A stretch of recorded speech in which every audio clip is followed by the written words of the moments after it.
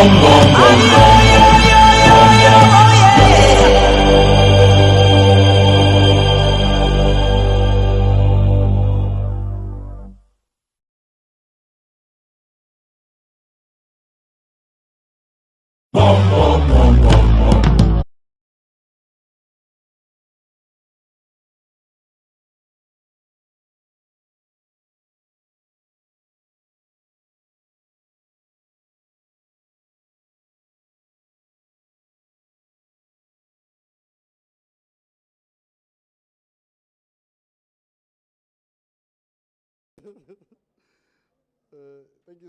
you so much, comrade.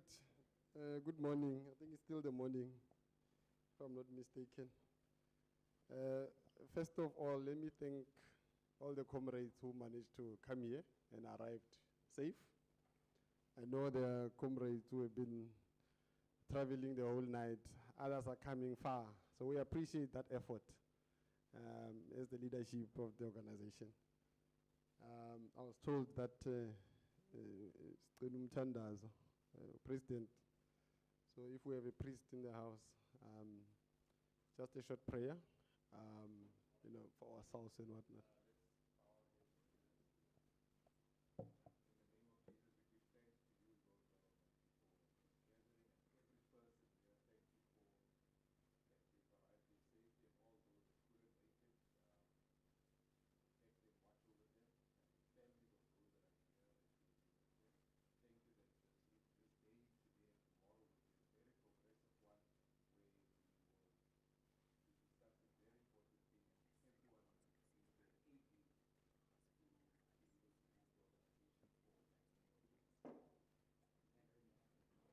Amen.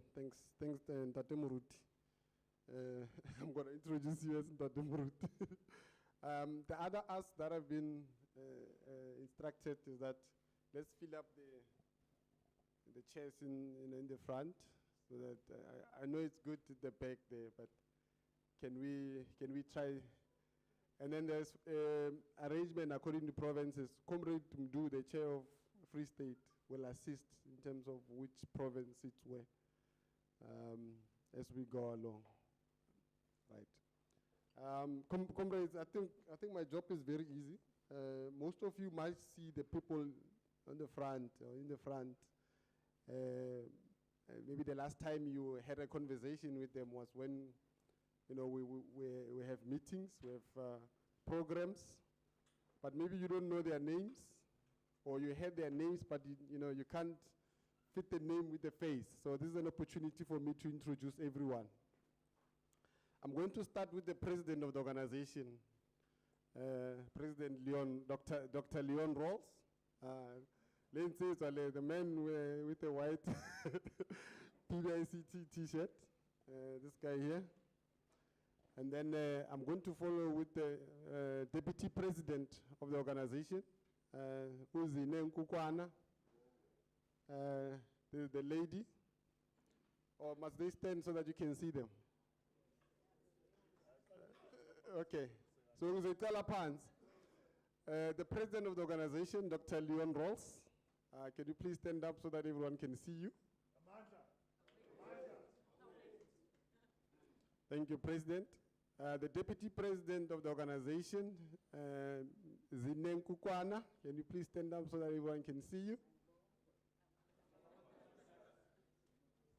Right. The chairperson of the organization, you must feel me when I go, because I go according to the layers of the responsibilities and the powers. The chairperson of the organization, Stephanie Lockman Naidu, can you please stand up? The one sitting here in front of you is the Secretary General of the organization. That's Lesecha William Ledwaba. Lena Actor Amanda. And then I'm going to go to the Deputy Secretary Generals. So we have two. Dennis Rawls, the Deputy Secretary General, the first. Can you please stand up so that everyone can see you? And then the second Deputy Secretary General, Zinzilwa. I don't know the other name, so Zinzizilwa. That's the second deputy secretary general. And then I'm going to go now down into the conveners and the mobilizers of our programs. Sorry, before, I was going to say TG, but I don't want to embarrass the organization. So the TG is not here. However, the TG is not available. Sorry? Okay. I'm going to go all the way there. Victor Bergman, that's the convener for the SMMEs. So all the SMMEs is the person who's supposed to make sure that your POs are processed, the opportunities are there. So go to him.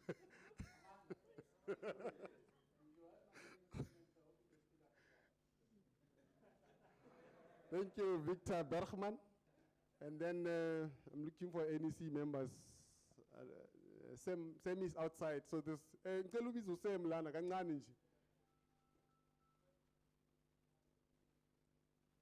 the guy who's going to enter here, his name is Sam Home. He's a convener for professionals.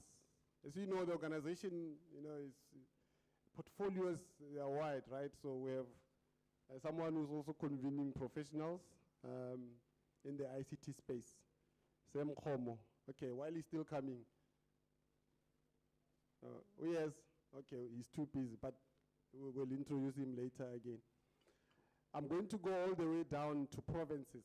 So National Executive Committee, we also have chairpersons of provinces and secretary of provinces. They formulate the National Executive Committee. I'm going to start all the way there. Gift Mokatsi, the chairperson of Gauteng. Siyabonga. Give him the role. And then I'm going to go to Mpumalanga because I see Comrade Mdu is still busy. Comrade Welcome Magagula is the chairperson of Mpumalanga. Can you please stand up, Comrade? Viva PBICT, viva! Viva! So, As we are introducing chairs, they must stand up with their delegation. oh, so there's an interesting thing here. And the idea here is to demonstrate that the organization is not just an organization, it's, it's represented across the country. So I have to restart now and ask Comrade Gift, when he stands, can his delegation from Gauteng stand with him so that we can see that Gauteng is present in this conference? So, Comrade Gift Mukansi, the chairperson of Gauteng.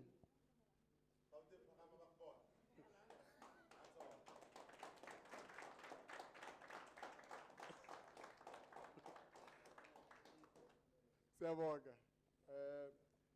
Comrade Welcome Magagula, can you please stand so that we can see the delegation here, Kuguti, PBICT exists in Mpumalanga.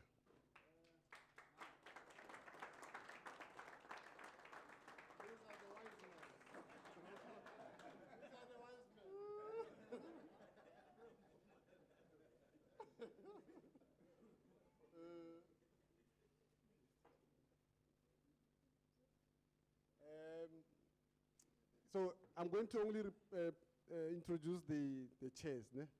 Also for the purpose of time. Abo Chair Wabo will represent everyone, including Abo Nopal. The next chairperson that I see, I didn't want to finish with the hosting province. I'm just trying to see who else is here. Okay, so it looks like you're the last one, Baba. Undumiso Ngobo, the chairperson of KwaZulu Natal.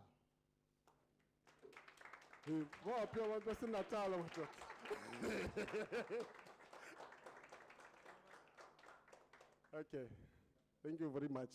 Comrades, I hope you, oh, sorry, I apologize. And they will kill me, they will kill me because I jumped protocol. So you're going to come back again as KwaZulu Natal. Yeah? We still have Northern Cape and Free State. Apologies, Chair. Because we were busy moving people around and then I almost tamper marni stamper.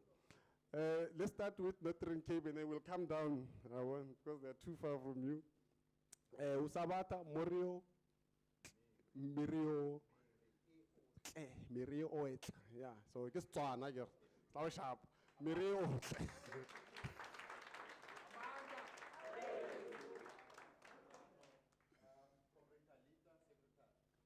Thank you.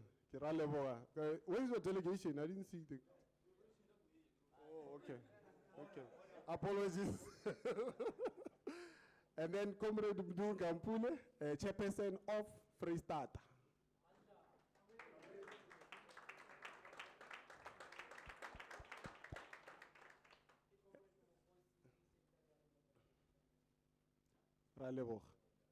Is the lady from Limpopo arrived as yet? The secretary. Can you please call the secretary? She's here. Comrade Buledi, I think we'll find a chair for you here.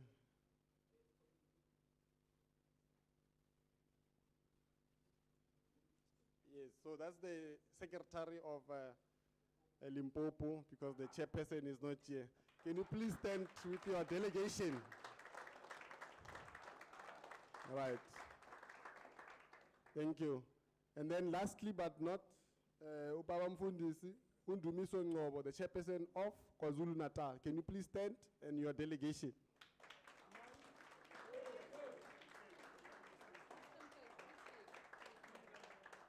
Oh, I need to mention what they've been deployed, so the leadership is not here, but we have representation from Eastern Cape. We have representation. Eastern Cape. And then Northwest, can you please stand up? I know there's delegation from Northwest. Nazo. Western Cape, did I miss you? Because all right. But comrades, we are represented across the country. We did Free State. Comrade Mudu and Buyo and his other comrades. So I think the picture that we're seeing here is that we are represented across the country. And that's very inspiring for some of us who have seen PBICT grow. And we're happy that today we're meeting physically to see one another. The chair has already outlined the next process in terms of what's going to happen now. The agenda will be flight. The DSG will help us to flight what we're going to discuss going forward. Okay. So the apologies that we have from NEC members and those who couldn't make it, and those who were, who cared to send me apologies to our officers, the SGO. We have received an apology from Comrade Africa Kangala, who is an NEC member. He's been invited the other side of Nongoma with the Kings. So he has the other engagement there. Another NEC member, Comrade Mwe Pisitona, he's a mobilizer for the youth. Yes, not student. He's the mobilizer for the youth. He also sent an apology. Yes, another engagement. The other apology we received was the convener for women, Sophie. What's that name?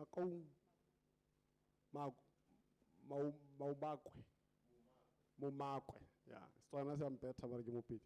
So Sophie Mumakwe, she's also sent apologies. She's traveling to Swaziland. So those are the apologies, Chair, that I have received officially from the SGO regarding this, from NEC members.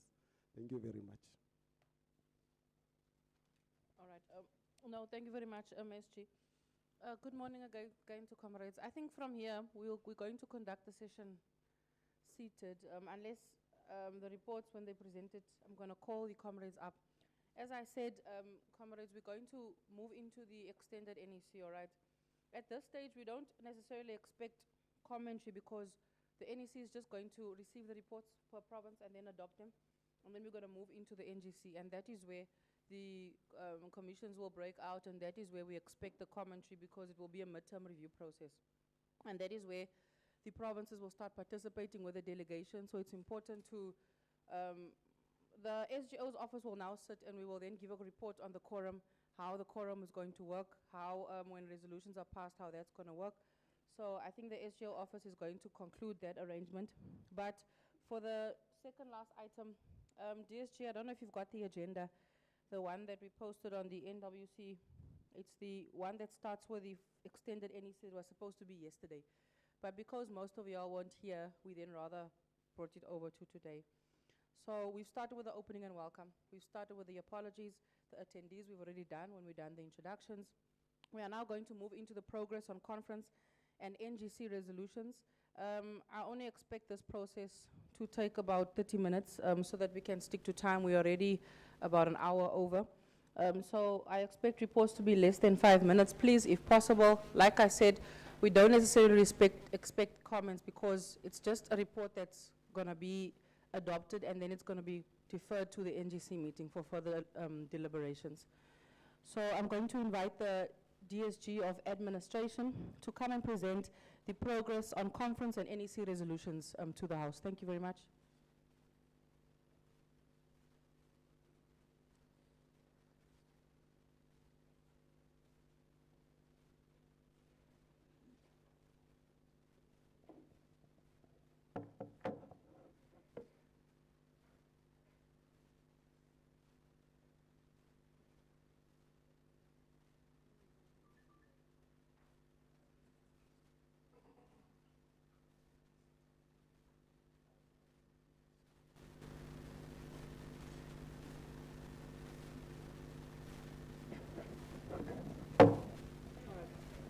All right, DSG, Dennis is going to start, then the second DSG, Zinzi, is going to conclude the submission. I believe you're going to do it seated on that side. Going to use your laptop, or you're coming this side? Do you need the mic? Or you'll use? All right, while we're sorting that out, the DSG is going to present from that side. Are you going to be audible, DSG? Do you need the mic? All right.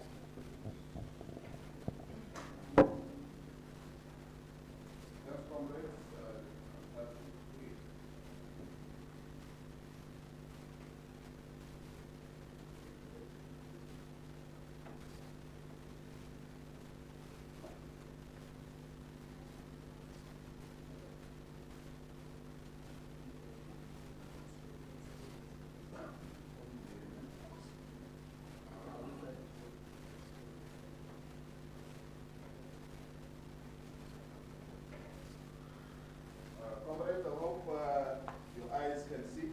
All right, let's start. Amanda! Away. Amanda! Away. Thanks, Chair. And I'd like to thank comrades extending from the vote of thanks for the opening from Makaba. As part of the NGO, my task is or the office is to ensure that we have running systems. So, believe it or not, we do have a legitimate membership system, right? It's amazing, right? Yes. So, how do we know things like this? The first member of PBICT, Dr. Leon Rose from KZN, first entry is 2017. Of March on the 18th. They were the first recorded member on the membership system. The latest member, as of the 12th of September, is David Manamela from Limpopo, our latest recorded member.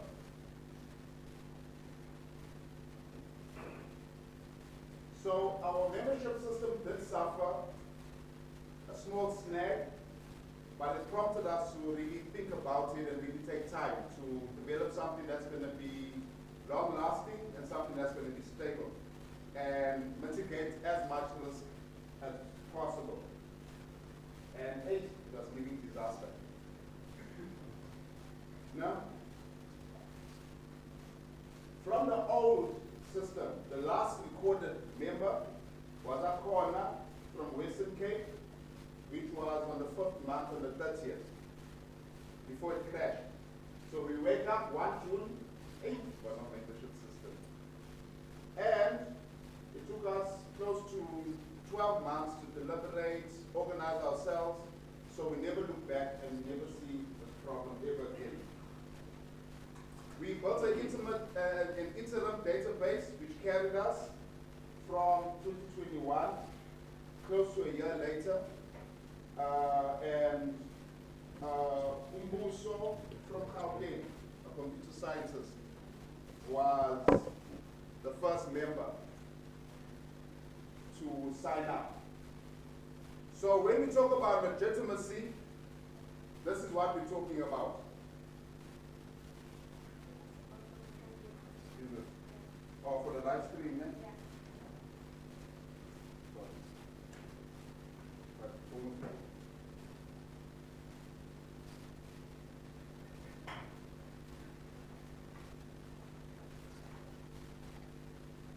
Yeah. I should have just come here once. Eh? Listen to female leadership. Ne? Women are always right, comrade. Always.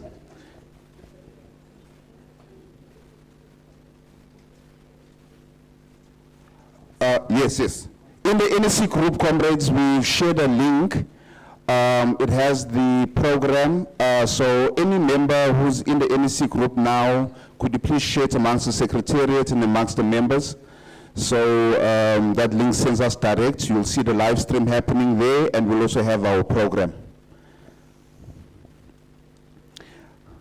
I think for the sake of the comrades who are on the live stream right now, as we said, right, we do have a legitimate membership system, and we know it's amazing, right? We've recorded our first member ever, and we have our latest member as of today. And we know that we suffered with our membership system, but it put us actually that turmoil or the friction, it helped us a lot to move forward. In terms of the old system, we have a last recorded member, and when we put our interim system in place, we have our first recorded member. So when we talk about legitimacy, this is what we're talking about. But the most important thing for us is, even after those 12 months, we ensure that we never get back to this position again. We always move forward, backups, all risk was mitigated to ensure that our membership system has integrity all the time. So we know that we have a site that's 100%, that has a 100% verified database. We 80% readiness for our final upload so we can get running on the new system. And we have 0% doubts that we'll be able to carry us to the 10,000 members and beyond. Amandla.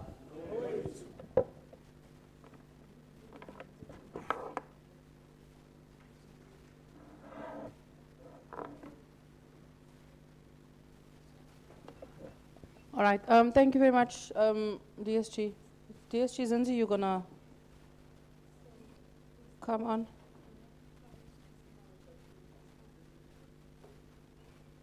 All right. For the sake of time, we'll bring in the DSG admin's reports a bit later, because if we wait, we're gonna run into time issues. Comrades, I'm just going to give a brief overview of the state of the organization. I will share the reports on the groups later. My laptop is flat, I'm just charging it. But I'm going to run through, it's going to be a high-level report. I'm not going to go into details right now, because the provinces that are sitting here, you know your issues, you know yourselves. So you know what your challenges are. Those are for the provinces to take from here and go and sort. What I can start with is a brief state of the organization. As you are all seated here, we have KZN, we've got Free State, we've got Mpumalanga, Northern Cape, Limpopo, Gauteng, which we call our active provinces because they have structures and they have a delegation to send today. Then we thought we had Eastern Cape.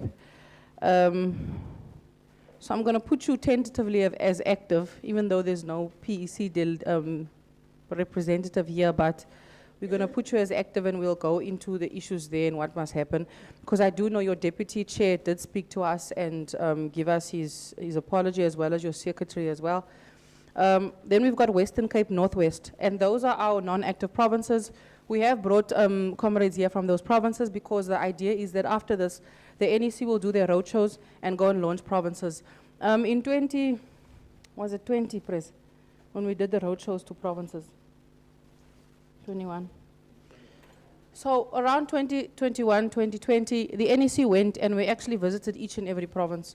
We were there, and that is why when we talk about treasury and budgets, those are the things that we really want to achieve again as we move to the National General Conference next year, which is an elective conference. Some of us are serving our last term, so you guys must already think about the future of the organization. It's important to have structures so that you can elect your national leadership in next year's conference. Even if we have to go into any sort of restructuring now, it will only be until next year, because next year the next NGC sits. You'll know, comrades, in the last NGC in 2020, we did it virtually. We amended the constitution to give the NEC 5 years, and each province has also been amended to serve 2 years. Some of the provinces are due for EPAGMs.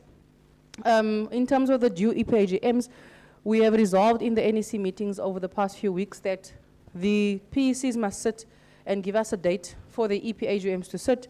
You'll have to choose new leadership and see what you are going to do to revive your province. There are some non-active provinces. We request that you please work on it as provinces. From our side, we've adopted the report as is, and we'll say that we'll support you where you need. Like I said, we'll start the roadshows again, and we'll give you a program of where the NEC needs to travel. What we do is we deploy a NEC member who's close to that province to go and oversee the EPAGM in terms of the constitution. We do expect PECs to make sure the provinces understand and know the constitution, especially the amendment that was done in 2020. So I'll circulate it again to the provincial chairs.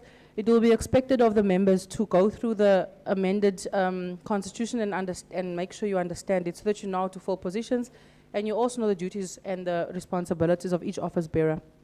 When we look at the NEC, comrades, the delegation you see here is complete because we have a few vacancies in the NEC. There's a vacancy for the Deputy National Chair due to resignations. There's a vacancy of the Treasurer. There's a vacancy of the Deputy Treasurer. There's a vacancy for Mobilizer of Innovation. There's a vacancy for Mobilizer of Youth. So those comrades who are not here, it is because either they have disqualified themselves due to non-attendance of NEC meetings, or they've tendered their resignations. It is just my duty to report to you the resignations we've received and we've accepted as the NEC, and those positions are then declared vacant. In totality, we should be a delegation of about 13 here. That is just the NEC without the ex officios. The people you see on my left, your right, are the ex officios. They come from the provinces, which is the chairperson and the secretaries. So how it works is when we call NEC meetings, we expect the provincial chairpersons and the provincial secretaries to be part of the NEC meeting at all times. When we call an extended NEC, we expect the leadership of the province will tell you whether it's PEC or whether it's membership. We usually do call those meetings, and hopefully in our next NEC meeting, Pres, we will expect to see all of you join in online, because usually we have about 20 or 30. So next time, provinces, if you guys can see the link, you can log in and you can be part of the NEC meetings because we extend it as well. Apart from our work between the last election, the midterm review, and this one, what has been happening is we have been a bit lethargic in terms of our work. We have been getting reports from provinces that there's been some inactivity.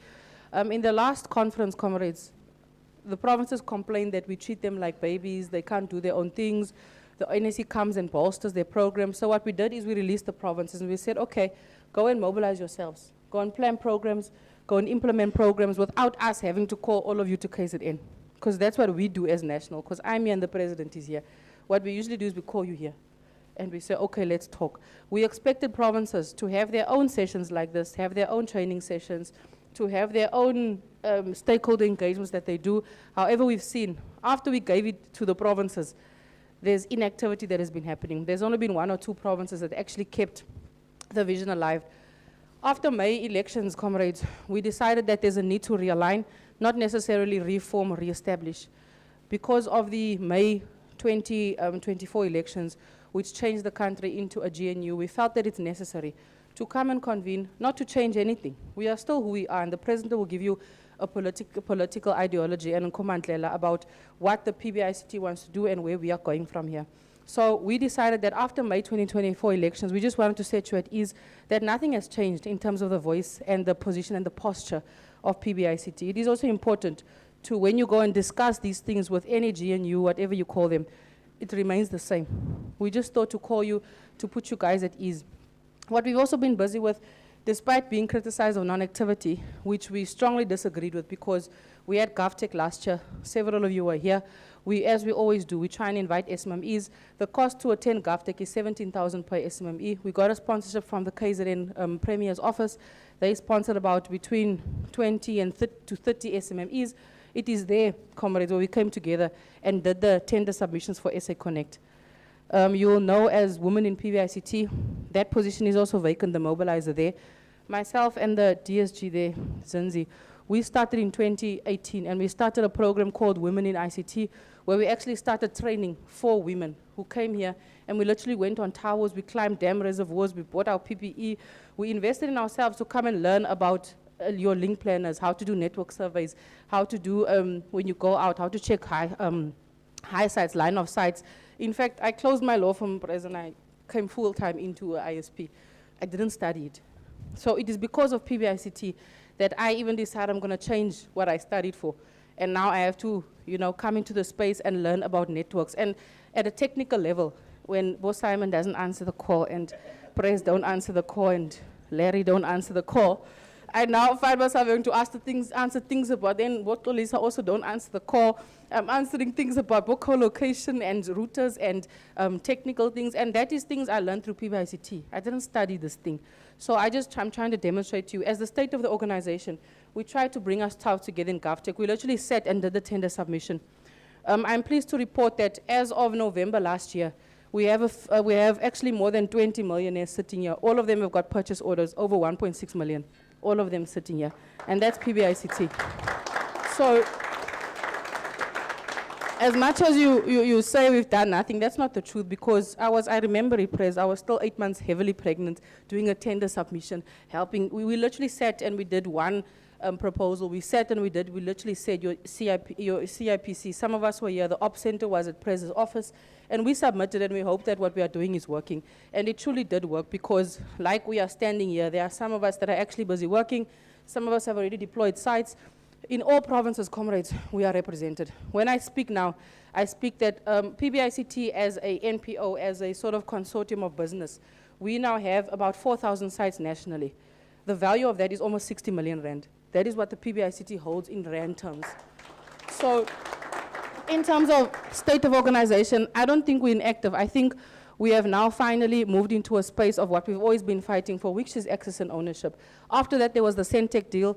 I do know some of our SMMEs got appointed there as well, and we can only build from here. Last night, we had discussions about how to capitalize on that, because now we see that some SMMEs are struggling to raise funds to finish the work. But on the background, there's constant work happening from especially the side of the NEC and some provincial chairs, where constant engagement is happening with both private sector, with both business, to make sure that the project doesn't necessarily stop, and that some of us who are taking a bit long to implement don't get kicked off. And that is constant engagements, comrades, with the back. We call it the back office that works in the background constantly. We are now in August, and we are in the deployment of all our appointments. And I must say that as PBICT, it's a proud moment for us. We took long to get here, and we are not stopping now. I think for now, what we've discussed yesterday is now how to approach the funding abilities so that SMEs don't struggle when they are deploying these things. We also must look at partnerships in provinces to take hands together and see how we can all come in and start working. Because we also don't want a situation where we're having all these meetings, we're preaching, but people are not seeing tangible benefit in terms of their money coming in. We all have families. We need to sort of make sure we can provide for them. So as PBICT, as the national structure, our mandate was clear that we are going to go for this tender opportunity and we're going to get it. And we got it. As the NEC, I can proudly report that we got it and we were successful. As provinces, I'm not sure where you guys are in terms of the implementation of those things, but from the side of the NEC, I think we are moving strong towards the next leg of the PBICT to turn it into proper business. We are now saying we don't necessarily want to rely on the politics of the country, because you can see these people don't have answers for us. They don't have answers for young people. It is time to take the future in our hands, move into a space. If we're saying we are going to be organized business, then we need to start and speak like organized business, comrades. So from me, just to set the tone from a state of the organization platform, that we are now going to present ourselves as no mandate has changed. We still are proudly running for black SMMEs, but now we are going to transform into black business to make sure that when we speak, there's professionals on board, we speak proper things, and we are able to give direction. We have been asked, and this is the report as of the Presidency's office last night, again we've been asked to sort of formulate another bid that will go out that will also empower black SMMEs. The President has been asked to help draft this. There's money that's been made available, and we are in those negotiations. So from our side as the NEC, we are constantly working. I think our mistake that we've done is we haven't reported on a continuous basis, and that's why it seems like it's a dead organization and all that. I also want to thank the resource team that came together and made this happen. By the way, all the t-shirts you are wearing, it's sponsorships that we received from the people that were appointed on the SA Connect project. Comrades, the idea is, that is the idea. So the idea is, comrades, when you have over 1 million purchase order, and we ask you for 10,000 rand to transport comrades from Northwest or from Free State to KZN, we don't expect you to have a problem with that, because we want to use our leverage that we are getting on profits to help the organization to do things like this. Because you can see, if we aren't able to meet and come together, the organization seems like it's stifling. Our membership seems like it's stifling. The system needs to be paid. DSG Dennis donates this entire functionality, the printing of the posters, those things. Those things are donations from people that are appointed on these projects that PBICT helped to facilitate. So that's where we want to go, and we're not going to be unapologetic about it, because that's the only way to stay organized. You use the resource you have, you check your 10% there, you say, okay, 5,000 rand I'm going to put to PBICT, whatever they want to do, whether it's at provincial level or national level, because these things are not free. The catering to come here. So I just want to thank the resource team, the Office of the President, who put in tangible money to make sure that all of us can come here and gather today. I think I just want to give a round of applause as well for the officers that put this all together. They know themselves. And comrades, this we've done without the Treasurer's office. We've done it without the Deputy Treasurer's office. So you can see the need for people who are able to mobilize resources in every space. This venue also, it is also part of the same resources that we are using. So I just want to thank the team for making this possible. With that being said, comrades, that is the state of the organization from a national level and a provincial perspective. Again, it's high level. The provinces will now come and report their reports. DSG, are you ready, or can I move on? If you're not going to report DSG, I'm going to move on, eh? I don't like this organization in NEC meetings. So if you're not going to report now, I'm going to move on. My meeting is now it's already late. So can you please come, DSG? If not, we're going to move on to the deployment report, which is the second last report, comrades. Then we are done with the NEC part of the meeting. All right. I see the DSG's office is ready.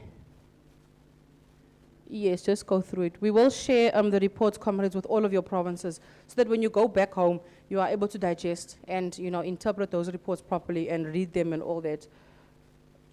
Comrade Bergman, are you coming in on the state of the organization report? Yes, all right, you can come in, please.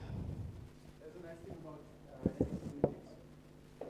One can just call in somewhere where you have to be very strategic in terms of your leadership. That's why we're here, to make sure that our organization just grows and gets better from even what you've heard from the chair, what we've seen so far.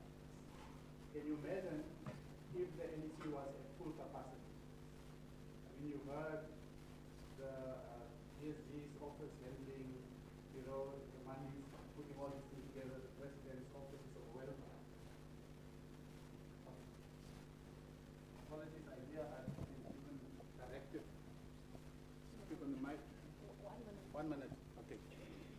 1 minute, and I'm not going to speak in Afrikaans, so don't stress. Okay. So, the reason why I'm raising is that I feel that, like I started, there's no full capacity, and yet we've achieved so much as a NEC. And therefore, I wanted to bring to the House a proposal to say that since we are physically here, before we go into these hybrid meetings and stuff like that, that we use today's opportunity to fill those vacant positions today. So that is what my proposal is, so that the state of our organization just strengthens from here on going forward. We can't leave those positions open and still have the DSG running with funds. Thank you. Comrade Berma, stop it. You're being out of order now. I asked you, is it on the state of the organization? And you see now, Comrade Mdu is activated because I don't want to even accept that input, Comrade Mdu. Are you going to reply on it? Because I don't want to accept it. Is it on the state of the organization? You can come this side. Please stick to the state of the organization. Remember, comrades, those other things we'll deal with when we come to the NGC now. This is just the NEC meeting. We are adopting reports. Come this side, Comrade Mdu. How are you going to now talk with your back there? State of the organization, Comrade Mdu. Don't reply to Comrade Victor, ne? Yeah. No, thanks, Chair. I'm not replying to Comrade Victor, but I'm raising the seriousness of the point that he was raising. It's the point that he was raising, Chair. No, Chair. The point that he was raising is very serious. You just reported now to say you've managed to do all this beautiful thing here without an office of the treasurer. How do you fundraise? So we ask you as chair to fundraise instead of having the provincial. So for this organization, this is the state of the organization report. So if you want the organization to achieve even bigger than this, I 100% second the point of Comrade Vic. I don't know, Chair, if you'll put this motion in the NGC, Chair. That's my request. Also, don't abuse your position as NEC members, okay? I only allowed you guys because I thought you are going to make contributions. But don't abuse your positions, NEC members, please.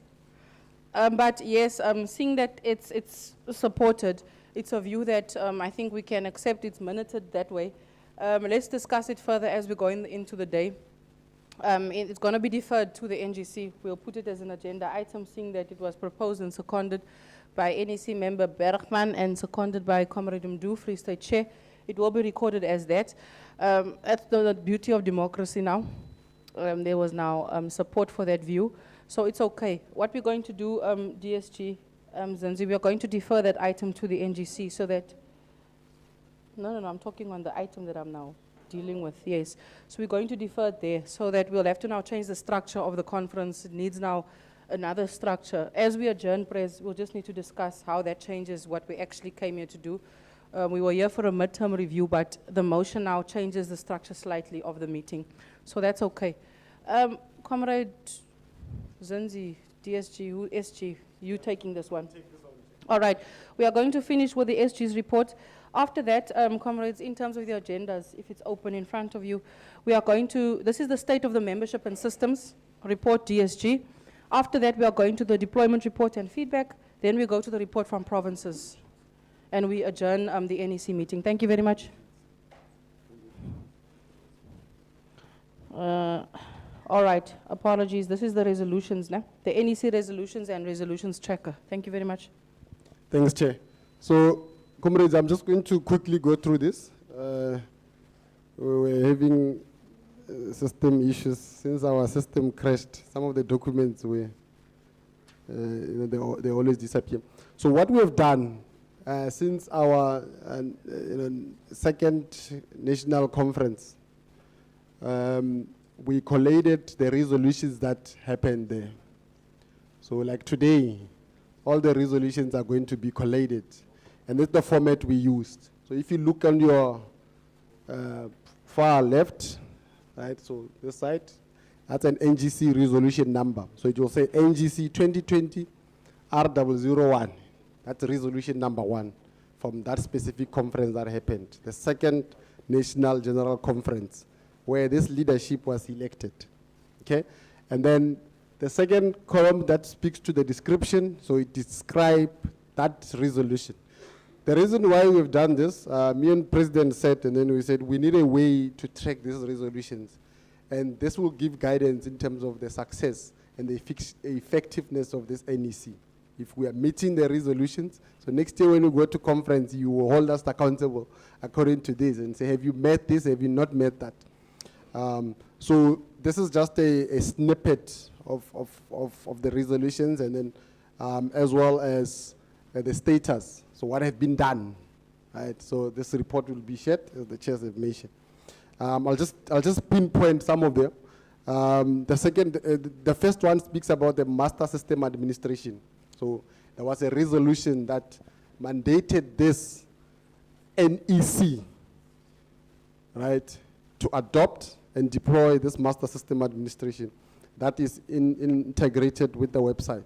The DSG has explained in terms of the challenges that we had with our website, but now we're on phase 2. That's why the status, it says in progress. Right, so there is work that is being done. The website is up, as you can see. If you go to www.pbict.org.za on your mobile phones, you will see the website is there. The phase 2 will integrate, the membership system. And then look at the colors as well. The green means that it's completed. I'm colorblind, even though I'm wearing glasses. But I think this one, it means it's yellow, yellow. It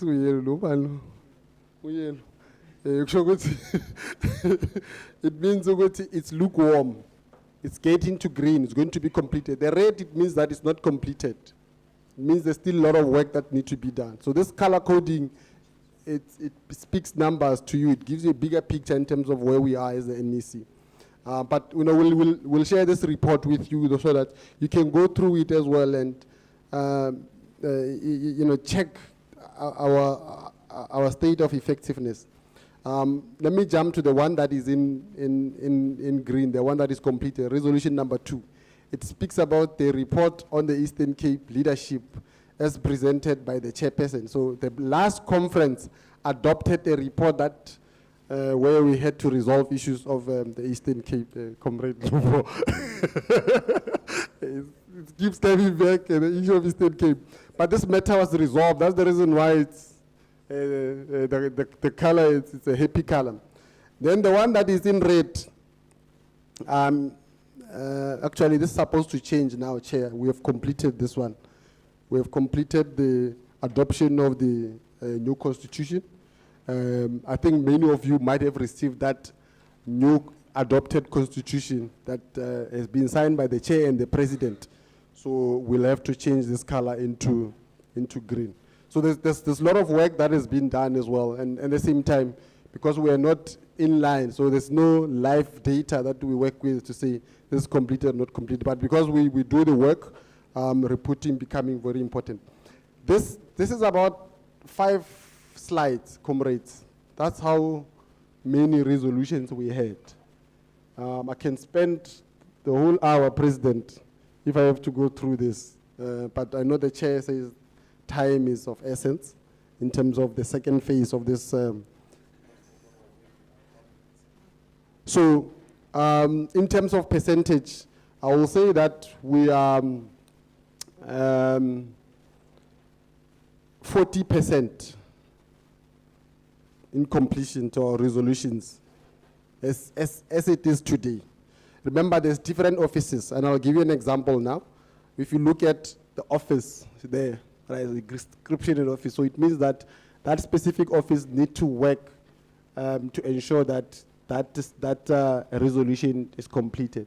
So you'll find that some of them, like the treasurer's office, we don't have a treasurer, right? So that's why it will be read. The women mobilizer, so we haven't had an active women mobilizer as an example. The youth as an example. So that's where the gaps are. So the organization do have gaps, and I think this slide or this resolution tracker will give you an idea in terms of where we are and where our gaps are and where we need to improve. So President, 40%. And that can actually move so quick because I'm due to complete the broadband one. It's one of the resolutions here. We were responsible for it, and Larry for Internet for All. So I know some of you been participating in the Internet for All activities, connecting the entire country. This is what the resolution of that second national conference has mandated us to do, and we're ticking those boxes. The chair was talking about that she has left a law firm to continue a journey of connecting Northern Cape and the entire country. So it means that we are tracking very well in that resolution, Comrade Chair. So probably when I sit with the comrades to see where we are and get a full report from Victor, from SMME point of view, how many SMMEs have participated and are benefiting, how many youth, Comrade Muepi, are benefiting. Comrade Sophie, she's not, I'm mentioning them because those are the people responsible. Women, right, are participating in those Internet for All and connectivity, broadband infrastructure. Then we can tick it off. Okay, so President, I think that's the summary. We'll share this full report. Look at it, it still goes, eh? Yeah, boy, yeah, hamper. Death by PowerPoints.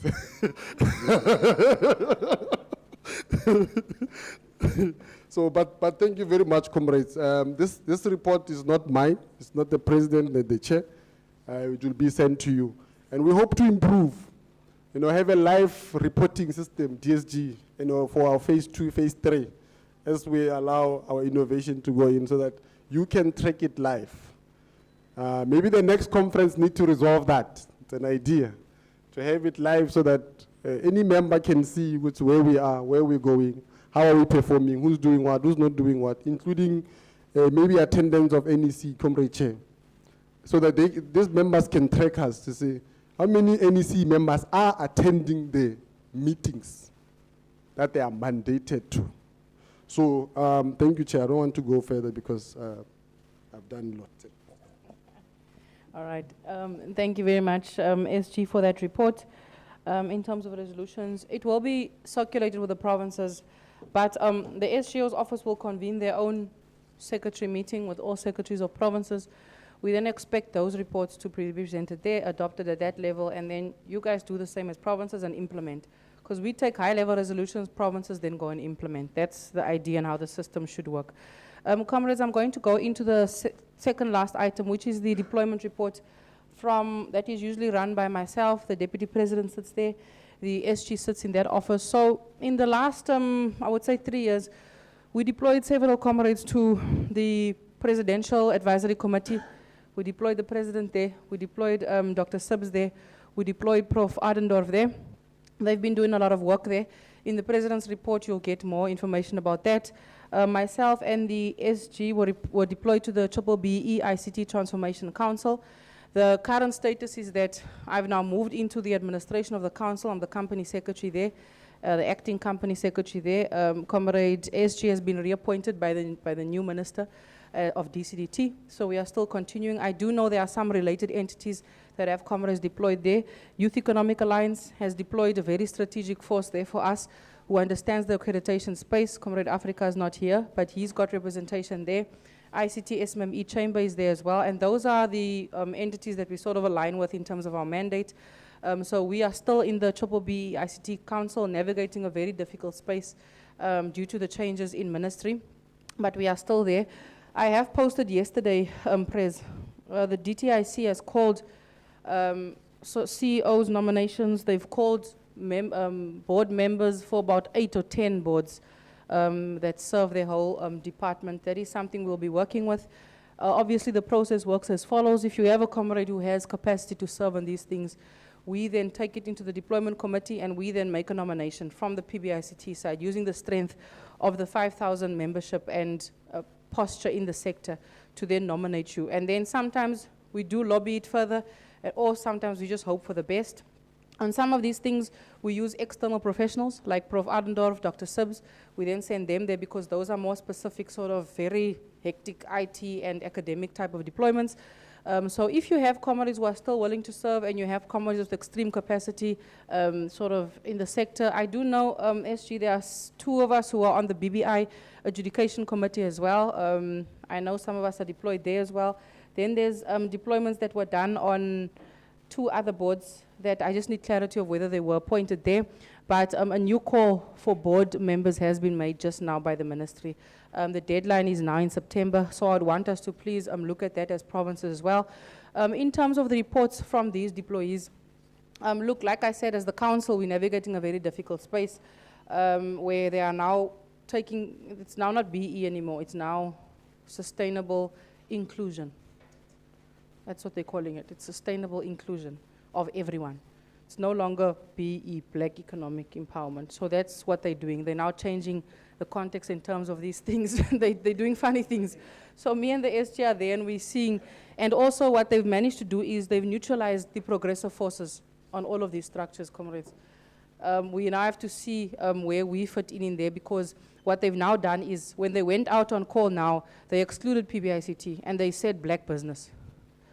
Which now shows you that all the progressive sort of groupings and forces have been taken out of these types of entities. Luckily, we still continued with our nomination and the SG was then reappointed. As I said, I managed to then not come into council anymore. I'm then appointed as the secretariat so that we can solidify our position there and still influence, because that's a powerful ministry we are in there.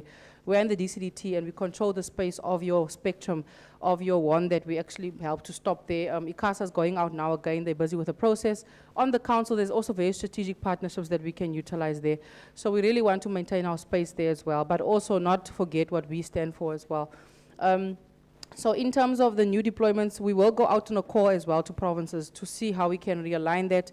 But we've seen also when comrades get to these boards, they sort of lose what we sent them there for, and they stop reporting and all that. So there's also a structure how it works. The president will advise us in terms of the Presidential Advisory Committee. He's also asked to never be deployed ever again in these things, because it's difficult when you have to fight certain things and you are told, but you can't speak that way because you represent sort of the president here and those things. So the president of PBICT has said that he never wants to be deployed ever again. But it's okay. We appreciate his deployment and his work. So that's the report from the deployment committee. Comrades, we'll continue the fight wherever we go. If any of you have updates in terms of other deployments that you all have in your provinces, please update us when you do your provincial report, because I might not have update of everyone. Comrades, we are going to move into item 8 of the report, right? Which is the reports from provinces. This is how it's going to work. We are going to call, or not call, you'll nominate yourselves as you sit, or maybe we can use this order here. Provinces are going to report 3 minutes, please, not longer than that, through their chairpersons or any delegated nominee who's here. Secretary, member, doesn't matter. We're not glued to positions today because of the lack of some of the leadership that's not present. So, provinces are going to report just the state of the province, comrades, high level, what you guys are doing, what's happening with the PEC, are you guys active, what's happening with the membership, state of the membership, any key projects that you are involved with that's going on in your province, any challenges you face, you can mention it. Please limit it to 2. I don't like complaint sessions. Limit it to 2, but also with that, give a solution as well on how you as a province are going to move forward to navigate that space. So, seeing that I'm using this order, we are going to start with KZN, Mpumalanga. We're going to go to Northern Cape. We're then going to go Gauteng, and we're going to end that way there. Then we're going to come around this way to Eastern Cape. Like I said, if there's no PEC member or no delegation, any member who feels that they have something to say about it can say to us. Even if it's something like there's no structure, we're doing nothing. Please tell us so that we know. Comrades of Eastern Cape, you guys have sort of a structure, like I mentioned in the beginning, but they are not here, so any one of you can take it. And please just give us a state of what you guys are busy with there. Northwest, also, we don't expect necessarily a formal report because you are unable to do that, but as the delegation here, tell us what you are busy with, where you are, or what you would like to see from this meeting and from this session. After that, comrades, we are going to then accept a report from the Office of the President. Then we're going to close the NEC session and move, close the session, adjourn for 5 minutes, move right into the NGC. So I'm going to welcome the first province on my left, your right, to come in, and then we'll continue from there. Thank you very much, comrades.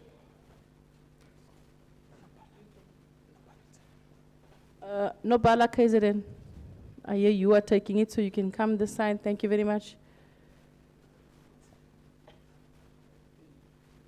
Please also, before you speak, introduce yourselves. We just remember who you are shortly, and then we move.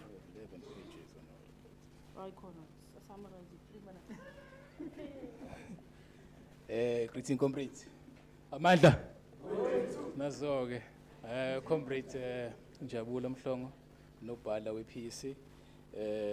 He reported we have about 11 pages, but I'll try and summarize. Maybe I'll just stick to the challenges and wins or something like this. But we can always share it with the members via office of the with DSG. Okay. Let me just go straight to challenges. While the PEC was made and some strides, several critical challenges remain. Limited resources and financial constraints for SMMEs, change in government leadership requiring re-engagement to maintain program continuity, the MOU finalization with stakeholders for additional support, the revival of the PEC and stronger commitment for members to move forward. The cooperative is dormant. There's been many administrative challenges. Out of all the PEC members, there's only 30% of the PEC members that are active. So we are not fully active as a PEC, as a KZN.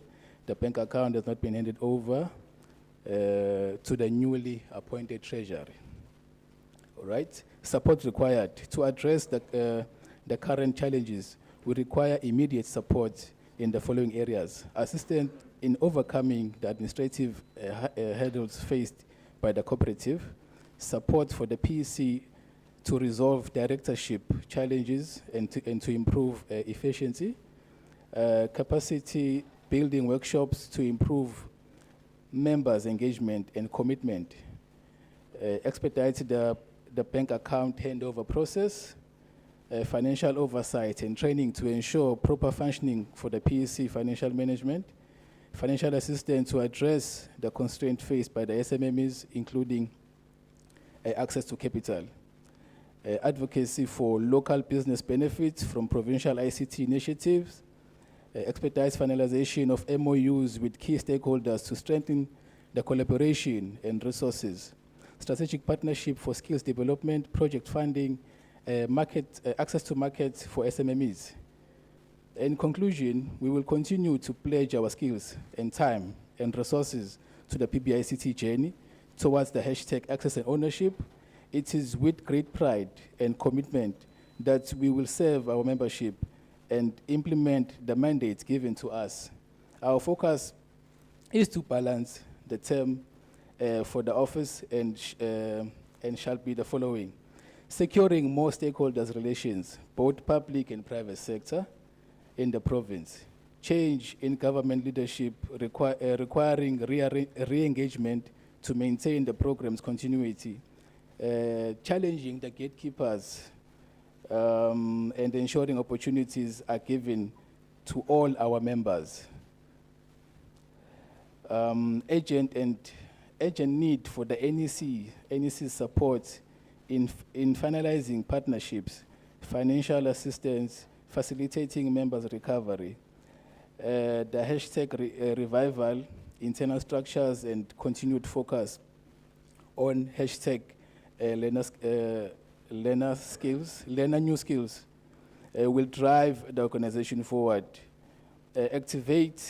Activation of the cooperative, raising funds for our programs. Thank you very much.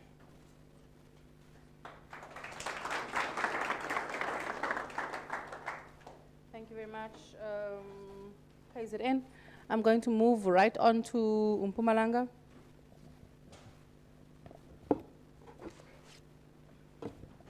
Thank you, Chair. My name is Amos Msiza. I'm coming from Mpumalanga Mandla. I'm just gonna jump straight to it, Chair. It's the PEC. Mpumalanga's PEC is still intact with the leadership of Mpati Makakula. We only have one vacant position, and that's the Deputy Secretary in that PEC. Membership-wise, we are still growing at 309 members, most of them being males at 89%. We are lagging behind with females at 11%, but we are strong on the youth with 56%. All of us are black. All of us. Black, 100%. With regards to our stakeholders and our relations, we I think we've got a fair relationship with the Mpumalanga University stakeholders and SEZ, I think 4IR commissions, OpenServe. There is a few challenges when on knocking on few doors. We send the hardest men there to go open up those doors, like the office of the Premier is still in work, still going in there. And the RDCC that we just eventually found out that we can actually use them to break some of the hardest doors there. As far as the finances are concerned, asnamal comrades, still mal. We still don't have money. We funded through a couple of partners that with projects. I'm a project corner. The province is running on SA Connect 2, BAF, Centec, and we've got other projects that are on the ground. Funding, okay, we've touched on that. Challenges, obviously, Ndokuthle imali. Funding for SMMEs. We do realize that on MOUs with the other smaller ISPs that we need to work with still is taking longer because of issues there, but we hope to resolve them very soon. Then we are still working on strategies for policies that would actually help us a lot in, we want to work on, I think a strategy that says if we focus on the policy and we control that, it will, it must affect the SOPA, and it must go down and go to the budgets, and then it will have impact. Thank you very much. Thank you very much, Mpumalanga. Northern Cape, you can come on, thank you.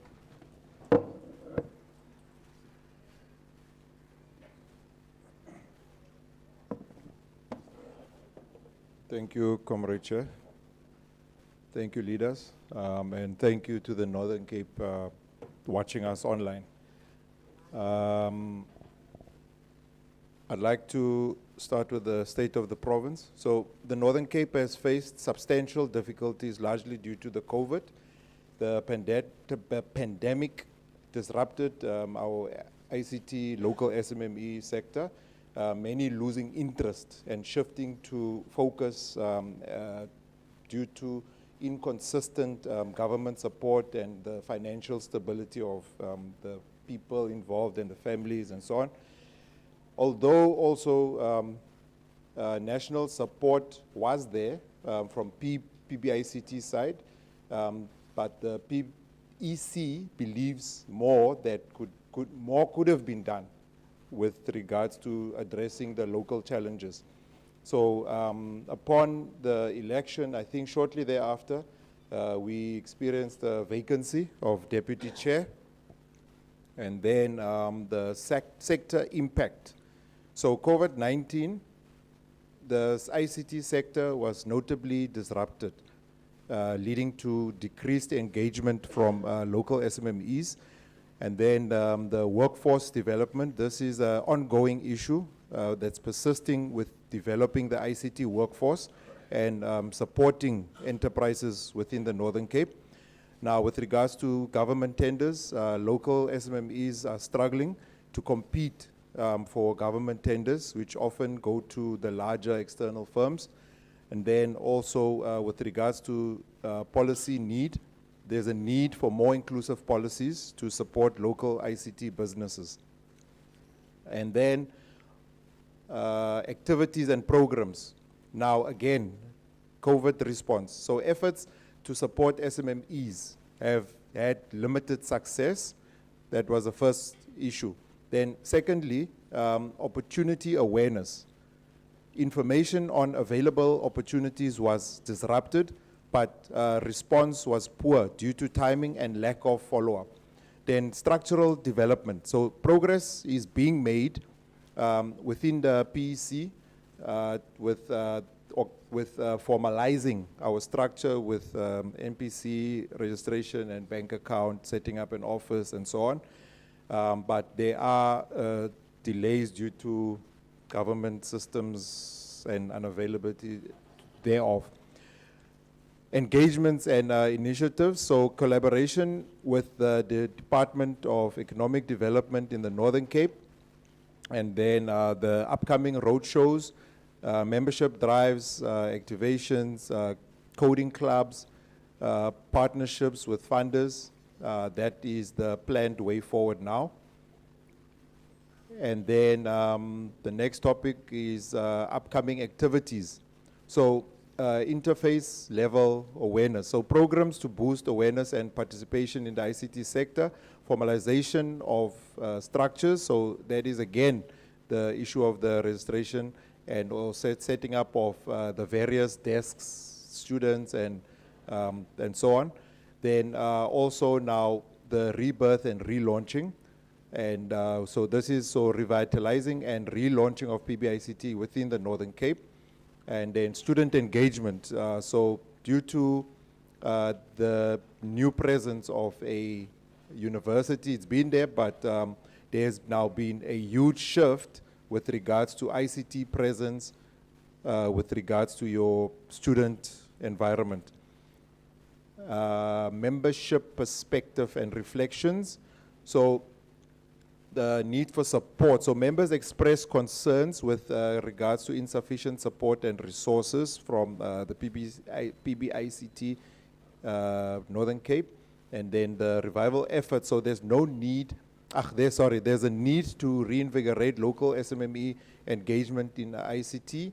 Then increased advocacy also at the national level is needed to address provincial challenges. And then limited financial and logistical resources for SMMEs, more effective engagement with provincial and national governments is needed.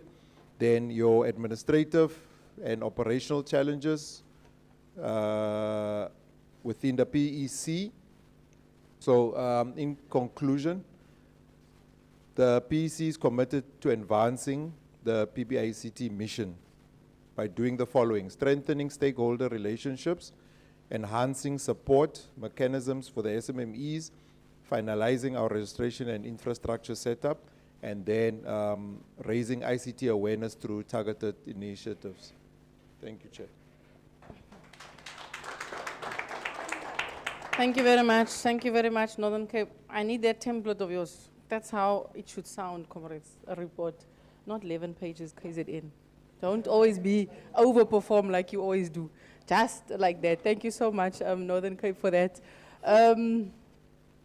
Who do we have next? Free State, no? Free State, you can come in. After that, looks like Gauteng is getting ready. Thank you so much. Good morning. My name is Mokhosi, Comrade Mokhosi. I'm from the Free State. The state of the province is that we have just under 200 members. I seem to gather that we're all experiencing very similar challenges, so I'm not going to repeat them. I think some of the programs that we have been busy with is the SA Connect. We've coordinated through a digital hub in the province, is that we've hosted quite a lot of interns who are graduates, so trying to sort of, revive and upskill some of those graduates. The way leaves as well, stopping, participation from people who don't really need to participate while closing ourselves, or rather people within the province out. The current state of the sector in the province is that there is a massive pushback in the Free State from the private sector. So, yeah, I think from some of the initiatives through the NEC, we are going to get support in terms of trying to also, put our stake, or rather, increase our stake within the private sector. Then a major problem is non-compliance of companies in the province in terms of participating within some of the CETA contracts. So we are launching a few programs to try and revive that, so that when the CETA contracts come out, we are able to take more advantage of them. And then a bit of a, with the changes of, government after the May elections, reintroducing ourselves to the current leadership politically, especially, you know, the Premier, the MEC, etc., is very vital, because now when people don't know about you, they don't know what you're about, they are unable to then come through and also assist you. So that's where the state is. And then the perspective of members is that, you know, they don't understand what, you know, the PBICT stands for. People are joining because, you know, we are joining WhatsApp groups. So we are going to increase workshops, and as the chair of the Northern Cape, some of these awareness and campaigns and etc., to increase participation and be able to garner, you know, benefit, because this type of organization, people find more participation if they see their benefit. And then the challenge is that, to increase our visibility and increase the way we approach our members. We do have a PEC, which is about 60% active, and with the support of some of the NEC members like Comrade Victor and ex-officio and ex-chairpersons, we do really hope to strengthen our participation and increase, you know, the benefit for members going forward. Thank you. All right, thank you very much, Free State. I'm now gonna bring Gauteng. And then it looks like we're done with this panel, and then we'll move to Eastern Cape. Just Eastern Cape. Yeah, thank you very much. Thank you, Chair. Morning, comrades. Good morning, comrades. That's okay. Gifton Gansi from Gauteng. Without trying to repeat too much of what the other comrades have said, I'll just make it brief, because I think we were running behind on time. And from a state of readiness, the PEC is functional. The movement is strong. I think we just are sitting on, with like one of the other provinces, a 30% participation from PEC members, but we soldier on with who we have that is active. One of the key things that we did upon coming into our term is we had a strategic session where we identified key issues. One was setting up a office for the PBICT, of which we made one of our offices fully available, as well as a tender office for members. And then also it was to have SME programs and partnerships growing within the province. From a membership perspective, we were sitting at just under 1,000 members before the system collapsed. So these numbers are from the old system. So we're sitting on a total of 786 members, 155 females, 543 males, 35 students, 146 employed, self-employed 349, unemployed 30, other 1, black 656, Indian 3, colored 22, white 3. I know one of the comrades said we are all black. We were given a mandate by the president who he said whether they are black, white or gray, we will bring them and we must convert them.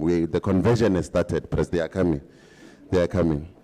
In terms of challenges faced by the province, program activation, capacity in terms of making sure we have traction, attracting strategic partners, fundraising and brand activation, and the proposed solutions to those challenges that came out of the strategy is involving members in programs, involving additional members to assist within various portfolios, developing joint value propositions, PEC donations and active member contributions. I think we've been running the movement like that from inception, but I'm given hope by the fact that we have now created millionaires within the group.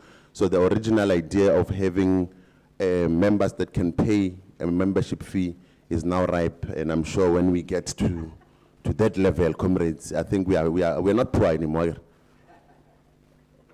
Comrades, are we listening? We are ready. And also, the last one was to finalize our corporate identity. I think the rebranding is in line with what we are known for. I was appeased, if I can use that word, when I saw the colors come back. We've been a bit quiet, and rightly so, as you said, Chair, that the work is being done, but the masses don't know. So I think we've done ourselves a disservice there. So if we can just strengthen things on that part, I think we'll be a whole lot better. In terms of the STEMI co-op in Gauteng, we have done a couple of programs there, strategically as well, to ensure that we have alignment as per the last NGC. So one such program was that we did inputs for the ANC manifesto in terms of the challenges faced by black SMEs in the ICT sector, and we did an official submission there.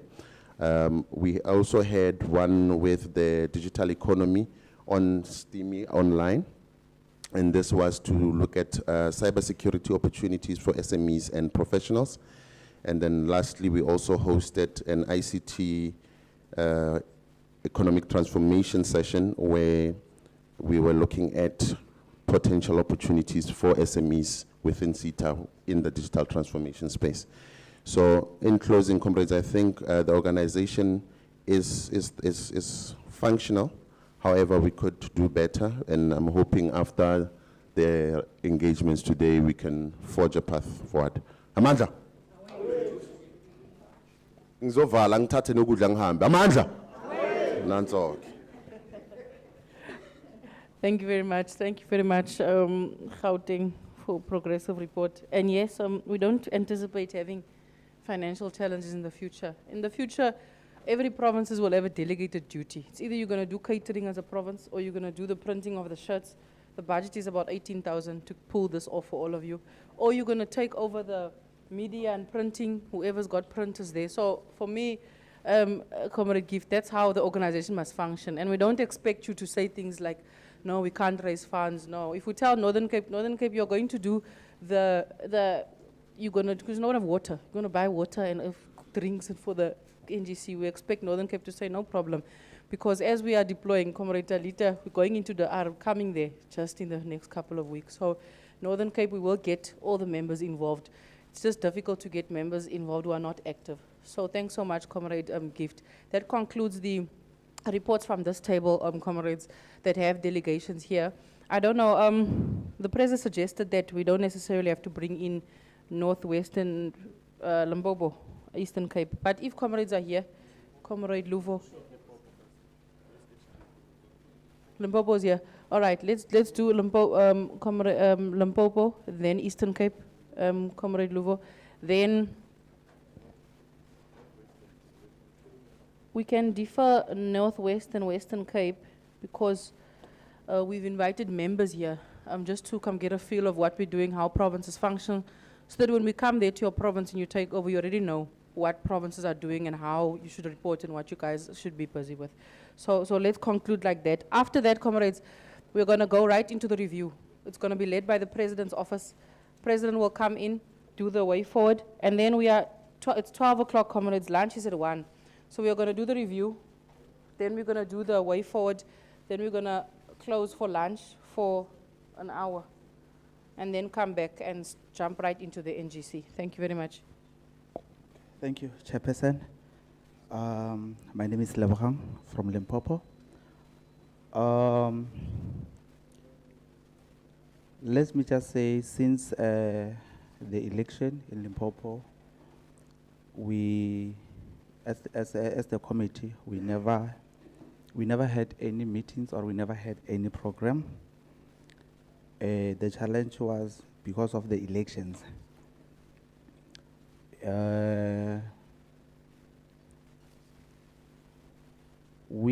But we were able to send through ICT opportunities from various organizations so that members can try their luck in applying.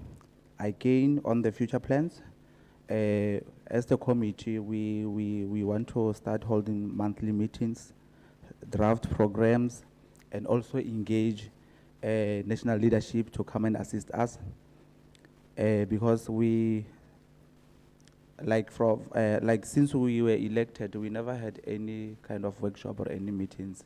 We assume that some of the members in the committee doesn't know their roles and responsibilities as they've been selected. Like, I now remember that I'm the deputy chairperson, but I've never.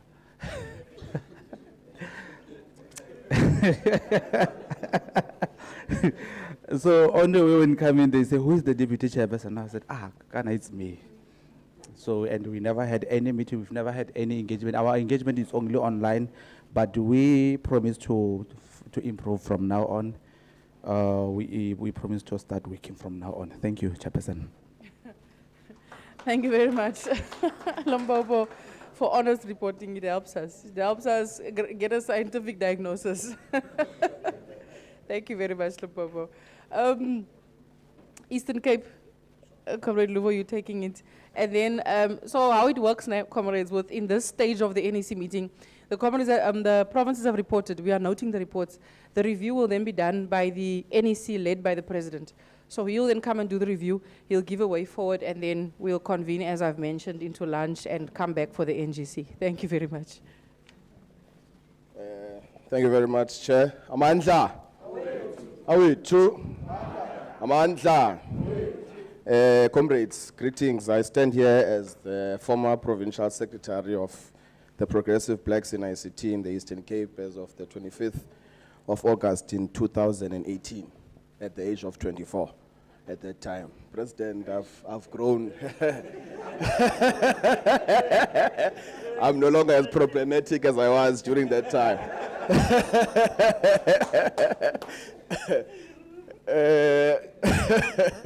During that time, we used to have hashtags, school by day, varsity by night, access and ownership, and my favorite one was gatekeepers must fall. And we made sure that gatekeepers fell during our time. Comrades, I'm not going to be long. I just want to comment on just three matters. Firstly, the state of the organization. Comrades, as we all know, nature does not allow a vacuum. And, when there's a vacuum, someone or nature fills it automatically.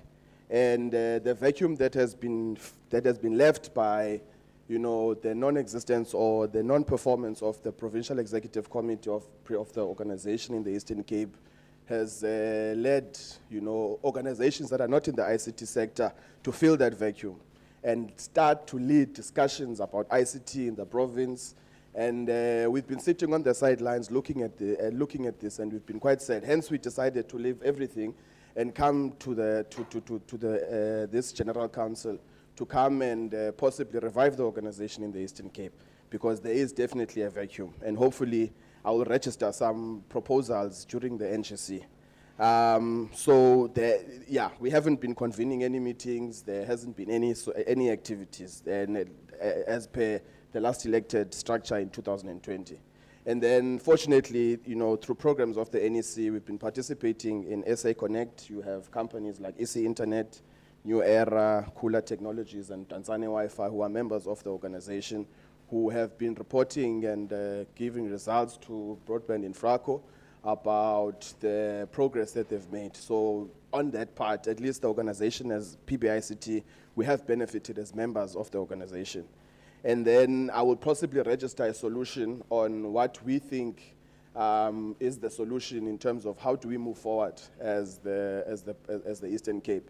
Because we believe that we possibly have the solutions, and maybe with with the powers vested in the NEC, give us a mandate to say that we can possibly take the organization to conference, and then whoever leads, then takes the organization to where it needs to be, because there's definitely a vacuum, and we are here to fill that vacuum. Thank you very much. Thank you very much, Comrade Luvo from Eastern Cape. I know the DP and Comrade Luvo DP runs the Innovation Center there. I've read that Eastern Cape might face a technical recession in the next. You guys are going to face difficult territories. We would like to get reports on what PBICT is doing. What's better in a technical recession than to sell data for 5 rand? You know, I don't have money anyway. Just sell 5 rand to anyone so that we can still stay connected and get ourselves out of that recession. But thank you so much, Eastern Cape, for keeping things running and for trying, like you're saying, there's no vacuums. We should continue moving. So we expect provinces to now go back and then go and plan the EPAGMs, get the structures up and running. Like you're saying, us from here, from the NGC side, we set the tone, we give high-level direction, and then the provinces are expected to, after this, go back and move. I'm going to now move into the last leg of the NEC meeting, and then we're closing into the review by the NEC, which will be led by the President's office. President's roles, you can come on. Thank you. Comrade Mdu? Yes.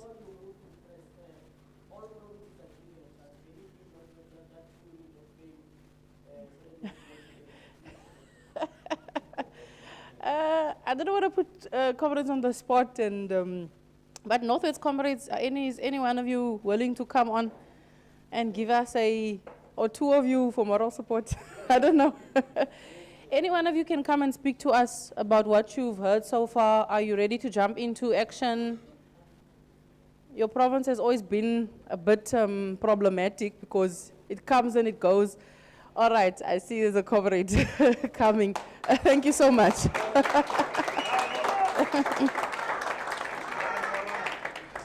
Yeah, no, Pres. In the next revolution, young women will lead it, ne? Yes, it will be led by young women. The next revolution in the world will be led by young women, by the way. Thank you very much. You can come on. Okay, thank you. Good morning, comrades. Oh, good day. Oh, it's midday. Amandla, Awetu, Matimba, Aina. Okay. I was expecting that from Limpopo, so I had to do the honors. Okay, my name is Innocentia Moyo Maine, but I prefer being called Minky. So from us, the Northwest, we really do appreciate the efforts of reaching out to us and inviting us. It's really, really great to be here. I'm just gonna say a little, not a lot.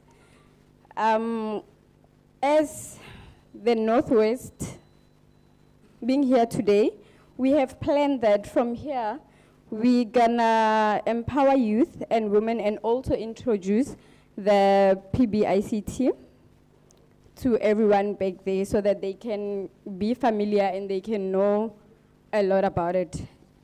And also give them the opportunity, the same way that we are given the opportunity to know about it and to also execute the mission. And then we're also gonna work the membership, and because Northwest, it's huge. We're also gonna work very hard to introduce PBICT to each and every district back home. And then again, we're gonna have access and ownership and also focus on the 4IR innovation, and access is our main interest. That being said, thank you so much. Amanda? No, thank you very much. Like I said, we believe that the young people will get us out of this mess we are in currently as a country and give us the answers we are wanting. Thank you so much, Northwest, for being brave about it and coming on.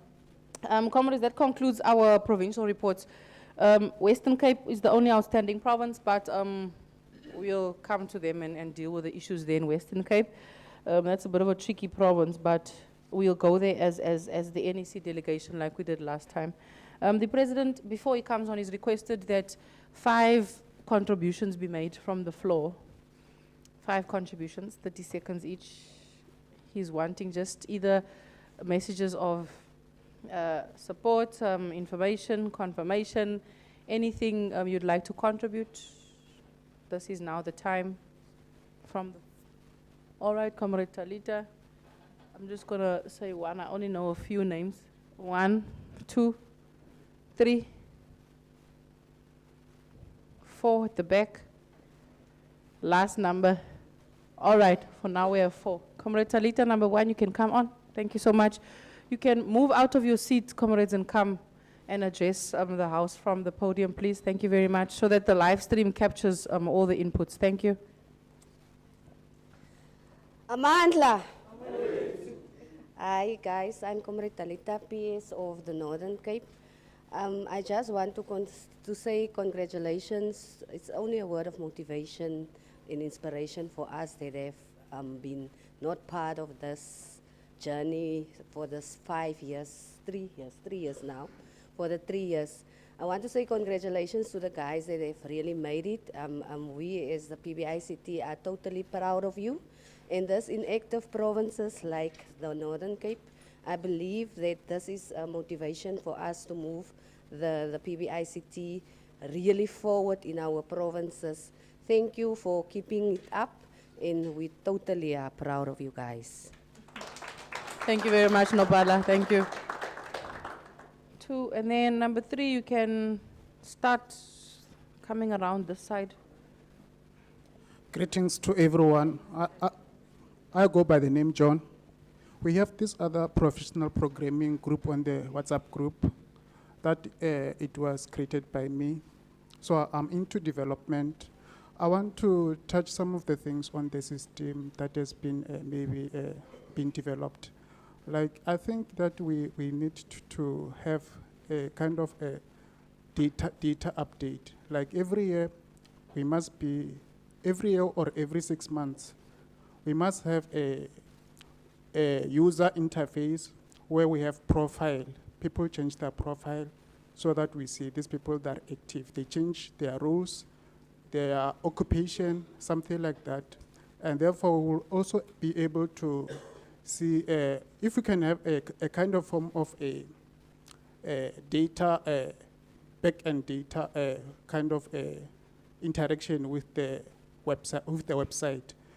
We'll be able to know the kind of stats that are happening in the system. Thank you very much.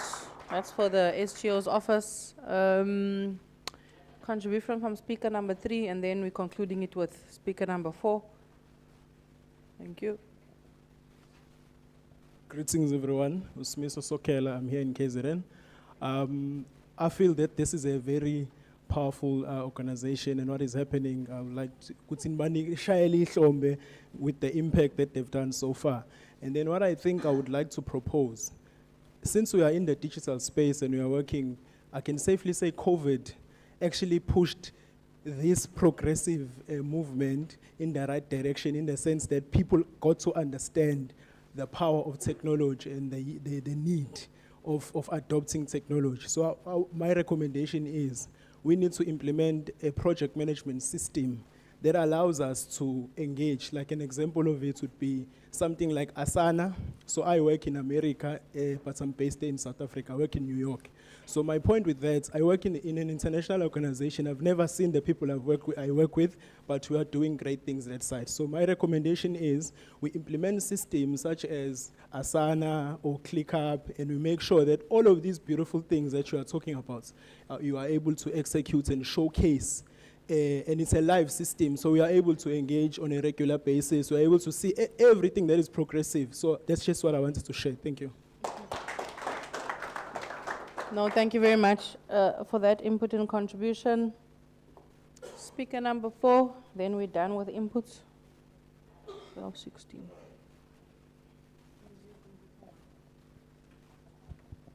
Amandla. Are we too? Okay, standing in front of you, it's Mpendulo Shonga coming from Lower South Coast. So mine is very simple. I think I was introduced to PBIC by a lady from NYDA, which is Sis Pumla. Then she gave me the number of our president. So I think to our PEC, I so wish that we could have the RECs from all of 10 districts. If they could introduce that, I think because we have so many funders from our region, which is Uku, but now I so wish that they could fund this, and I know they have money, they could fund this, but if they could see somebody from the districts, I think they will put more money into PBIC. Thank you. All right.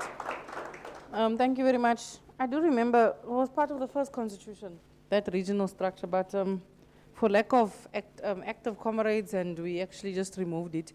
However, the PECs are able to co-opt members from, that's what I think the answer we gave. We said, all right, the PECs have the ability to then co-opt members from these districts, especially the ones who we feel are strategic for the objective. So there is that function. I will implore the PEC to just please look at that so that you incorporate comrades, especially if they say they are willing to sort of source funds and support for us. We have all our documents in order, so that is available. Thank you so much for your inputs, comrades. They are noted and they are recorded as such. It's now 12:18. The president is going to come and speak to us until we then move into lunch at 1 o'clock for the review. Thank you so much, comrades. We welcome the president.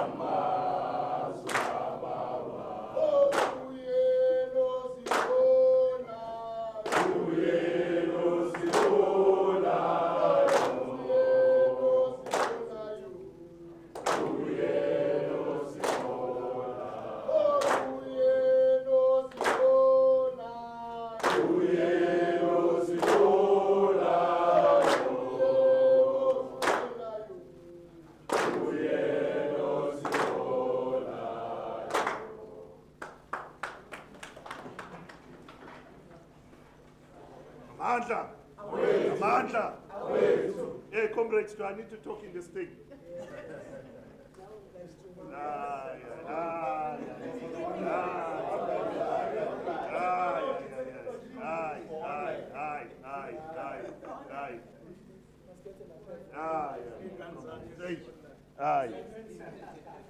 You know, comrades, before, in my past life, now I was in prison for 5 years. I spent 5 years, comrades, in prison. And in the 5 years, you don't use this thing, comrades. Yes, boss, a phone. Yeah, bo. No, thank you very much, comrades.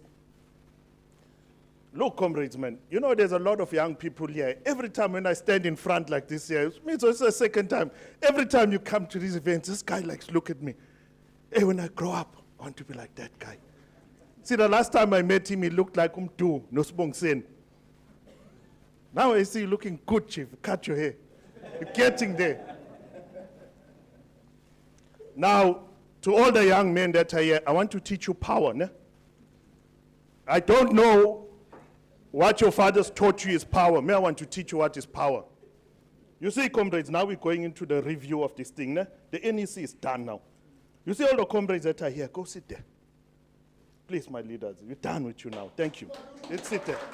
You see? Now, Chair, can you sit this side, Chair? Please sit this side, Chair. Here to Lentomanje TP. Comrade Nopala and Victor, thank you very much. You go there. You'll present your report now. Please sit there, comrades. Join your people. Right? Yeah. Power, comrades. Bravo. Yeah. When we start, President. Yeah. No, thank you, comrades. You did a good job. You have done a very good job, comrades. Now, young men, I want to teach you something. Nah? You see what you're seeing here? This is power. When you're standing as a man and you say, I'm a man, I have power, you must have two women. One on the left, one on the right.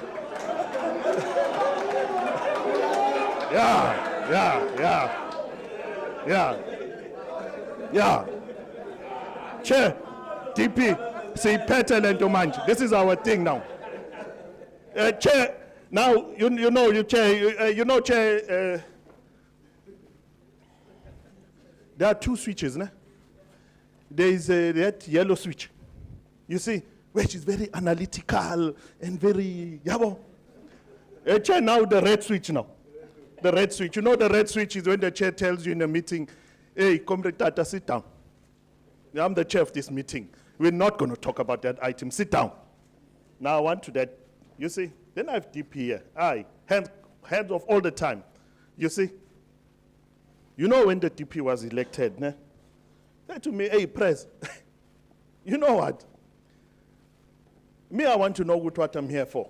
Why did I come into this organization?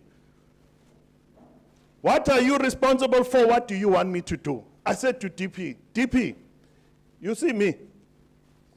Hey, I can talk me. I've been over fit in Tombing, I shell them. Dang for Kambamanga foot. Aye. Men Kluna foot, the Shangama foot and trot. Aye. You see? So I said to DP, I said, you see, DP, you know these comrades here, hey, they can present nice things to us. Now, me, I'm a nice guy. Now, when a DP, you are responsible for performance review. So this part of the meeting is for the DP. You see? That's a DP.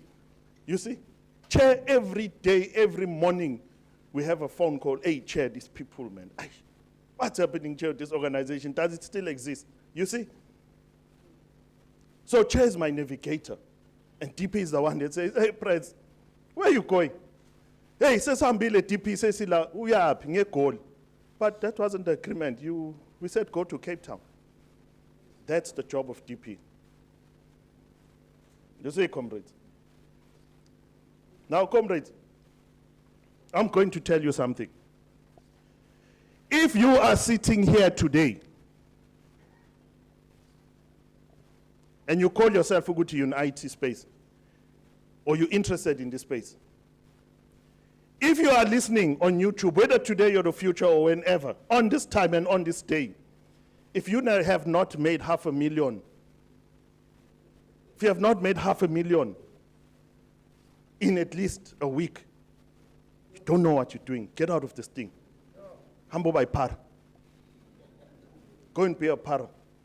Comrades, we cannot be sitting in this day of age when there's so much opportunities and we're having complaints.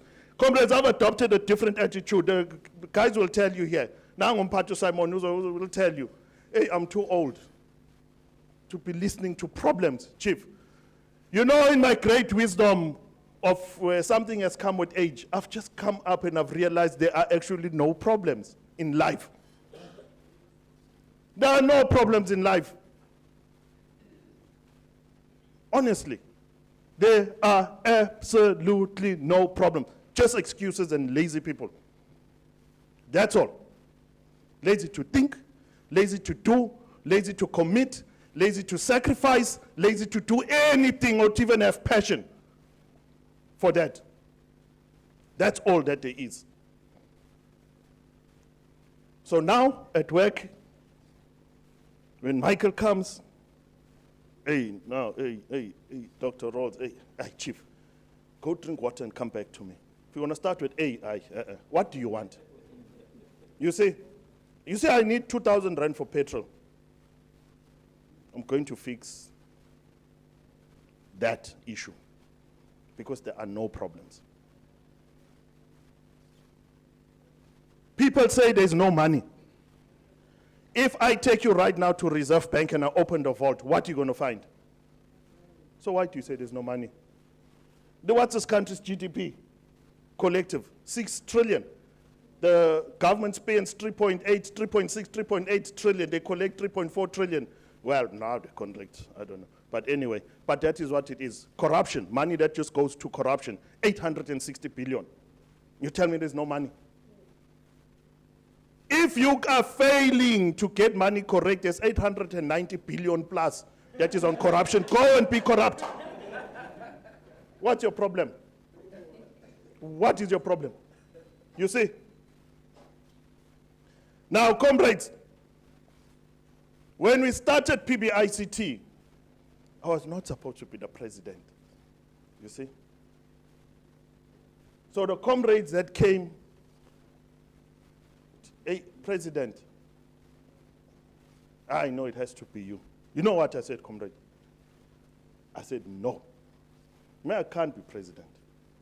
A president is someone that is ceremonial, that must come and cut ribbons and talk nice to you. Me, I'm not that material. You want to put me in a boardroom? Hey, comrade, you make me wear a tie. I wore a tie once, comrade. The people laughed at me. Anyway, I'm not that. I don't belong to no boardroom. And I said to them that, comrades, the problems you're going to have is that you're going to have a president that you cannot control. You see? Now, comrades, before the last conference we had, there was this clause that gave me powers. That in the president is the overall presiding director, everything. Yay! Comrade, give to Kama powers. I miss them. Hey, comrades, I used to wake up in the morning. I remember getting this phone call. We got this young man. We are Sloop, president. Ubandlo, it's a Luvo boy.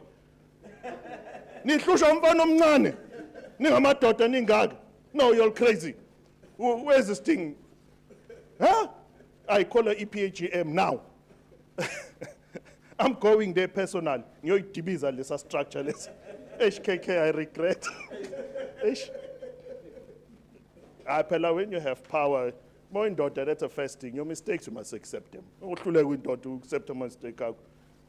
Hey, man, you are about why you face a lot of money with H. Sor. Mama, say, I got to right now. You see? So that is it, comrades. Now, DP, we've received the report. We've received the report, right? Now, you know, comrades, I don't want to be rich now. I am one person that has absolutely no ambition to be rich, right? If I make R1 billion today, I will spend it, I will blow it. Trust me, I'll blow it because I don't want to be rich. In right line code. You see what I'm getting at? You see, comrades? So now, comrades, when you find me and you say, this guy is rich, it's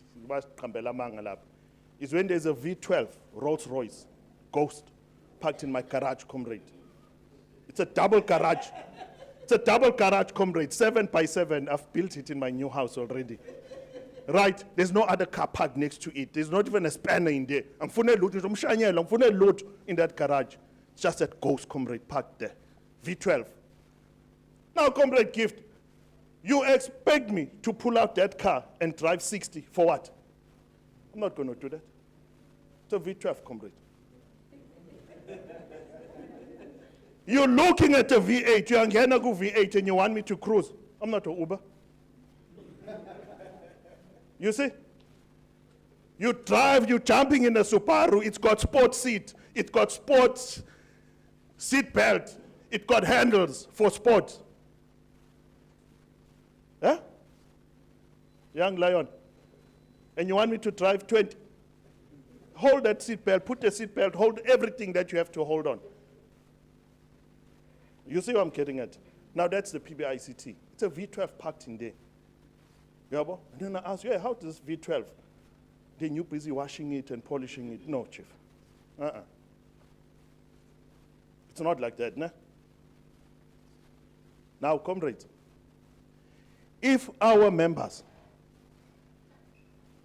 are sitting here, they're in the ICT space, they are not millions, do not blame COVID. Do you remember COVID? Do you remember being on lockdown? Hey, we were working, Chief, remember? Hey, we used to go home tired. Hey, we were working, Chief, we're building networks. Hey, we were working, comrades. During COVID, man. Hey, you COVID not. How's fast in a lockdown, sitting at home, not being able to work, and I don't know what's that thing. We used to drive to Maritzburg and no car. Hey, you do whatever you want on the road, shy do whatever. You remember Tabak? Yeah? At that time, I was driving this S-Class, comrade. Hey, it's a nice one, that car. They had peanut butter cards, not DSG. Hey, it was a nice one. The police used to stop me all the time, because they thought I'm doing drugs, because I was everywhere. Why this car is everywhere? I said, no, I'm installing networks here, Chief, relax. You see? So what were you doing The amount of things that we developed during COVID, Chair, and who did test using, the things we came up with during COVID, the innovation was just out of this world. What were you doing?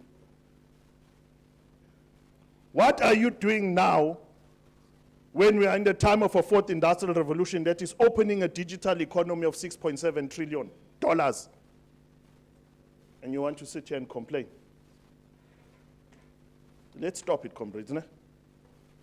Now, comrades, Comrade Gift, you will remember this was in, I actually went and I looked through the history of my emails.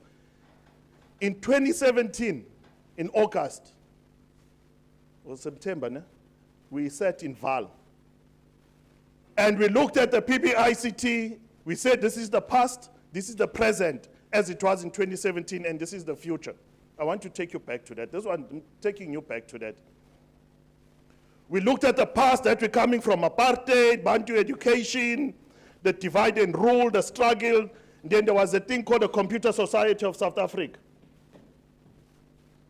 Those of you that do not know the history, that is where we come from. It was a thing called IITPSA. Today it's called IITPSA. It was called Computer Society of South Africa. Computers was for white people only. You understand, comrades?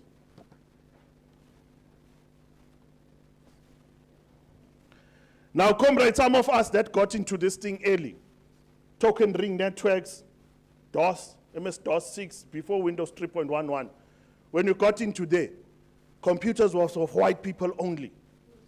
They will come to you like this, and you'll be looking, and they will turn like this, and they will type, Ganje. When we got into this thing, Nina sent for access and ownership. You know where we come from, know how we got into this thing. You got access and ownership, you're just lazy to go in through the door. That's a reality. That's a reality. We got into this thing tough. We forced our way in.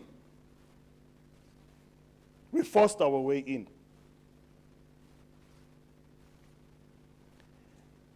Then comrades came in the 2020s, in 2000, that is when the G-Talk was established. That is when now Abo CETA and everyone was established. Hey, comrades. Hey, you're busy crying for CETA. Leave CETA alone. Please. Those people that come to me and say, we want help with CETA, I say, I found someone else. I'm not going to help you. And I block you.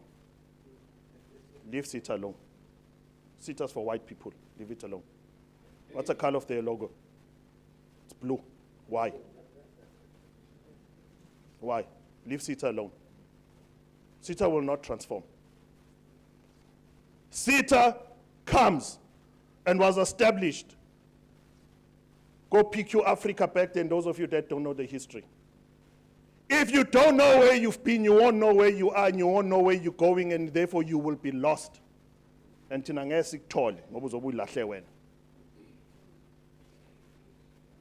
was established and formed purely for that, so don't expect opportunities from CETA.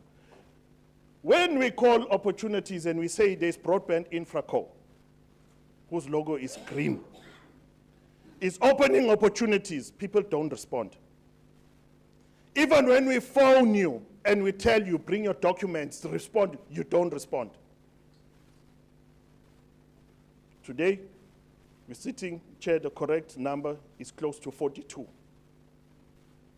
of SMMEs, sitting with an average purchase order of 2 million. You do the maths.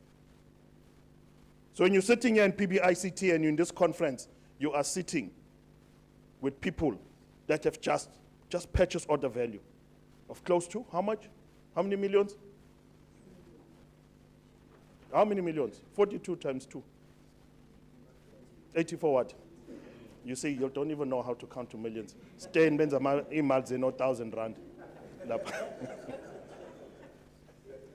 Now from that, these people are going to be building networks each, Chris, that will be valued fully operational at 5 million each. So you take that 42 and you multiply by 5. How much is that? It's more than 100 million, eh? And then you're complaining that you don't have money. Coming here to this conference, Prof, from all of you that got the PBI tender, you raised with the matter of 3 days after phoning each and every one of you for accommodation and transport and catering. You guys contributed 130,000 rand in 3 days. Now that's what we want. That's what PBICT is all about.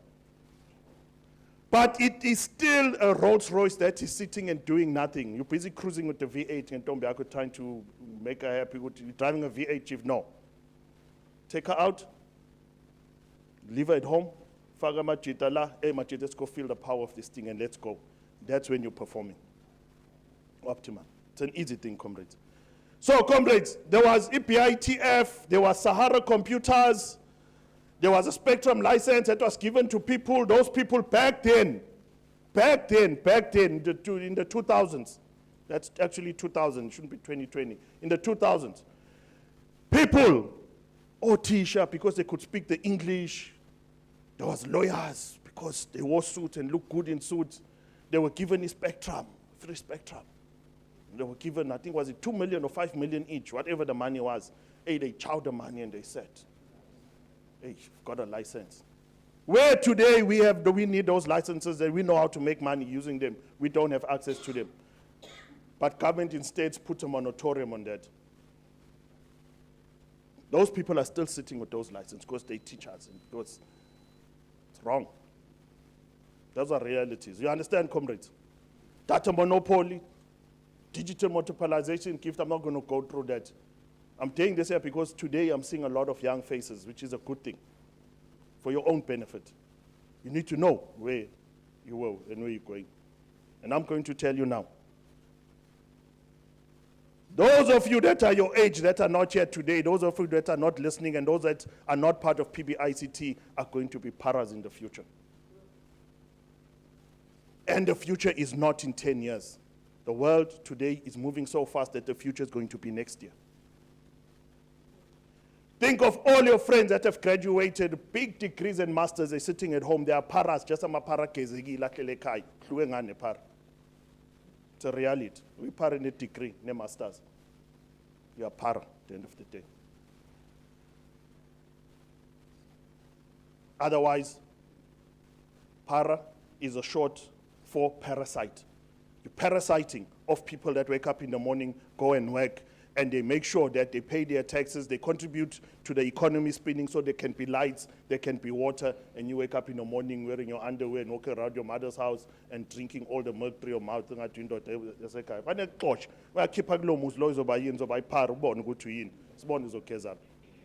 are realities.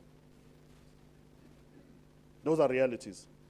Our kids, if today your child does not know how to use AI, and your child is 3 years old, that child is going to be a para. Whether it's your child, it's your brother, your sister. Go back and change now, today. That's what PBICT is all about. That is when we perform.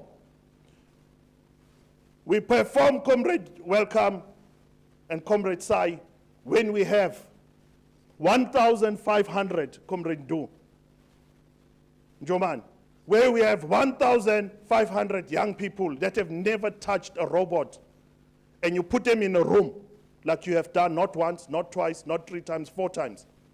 And at each time, 1,500 strong, and you teach those children and you unlock their mind to robotics, and they learn and can see that they can make a robot.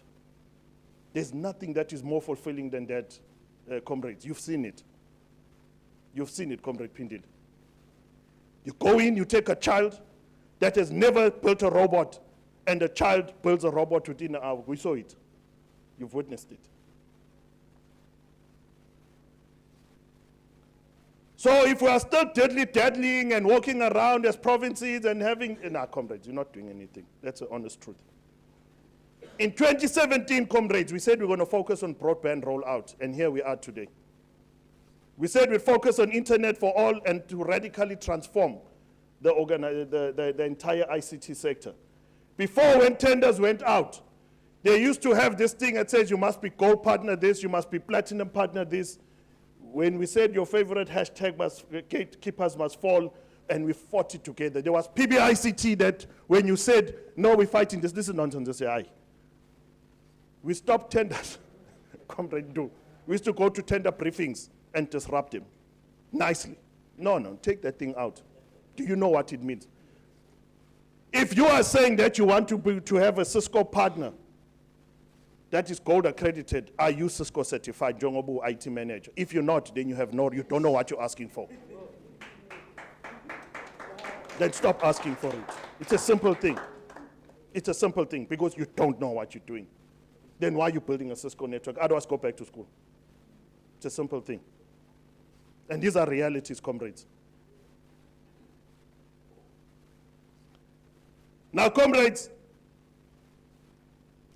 we said by 2029, as PBICT, we want to have full control of the ICT sector. We're almost halfway, and where are we now? We identified the problems back then. Failed initiative by organizations, ICT being marginalized, all of those things. These bones of this fish is what we've been dealing with all along, comrades. When PBICT is dysfunctional, when the women and ICT desk is dysfunctional, it creates those problems. It reverses all the gains that we have made. When we are no longer relevant to our students, we used to go to VITS. Comrade Mko, I'm glad that you're here. We used to go to UKZ and we used to go everywhere. We used to mobilize students, and we used to tell students from law, from everywhere, that you need to be IT literate. If we are not doing that, then we are not performing as the PBICT. I don't want to lie to you. If as provinces we are not having those programs, if the DP is not receiving, then there's a problem. Me, I look at the DP. DP, how are we performing? He's the only person that can tell me. Balalel, bezwang. Satshelo thina thiwa hayi balaleleni. Kodwa ngabezwa. Bezwang. But in DP. Right? Comrades, we identified positive, negatives, strengths. Comrade Gift, this was done in 2017. I looked at it now, it's still relevant. That's the potency and the brain power that PBICT has.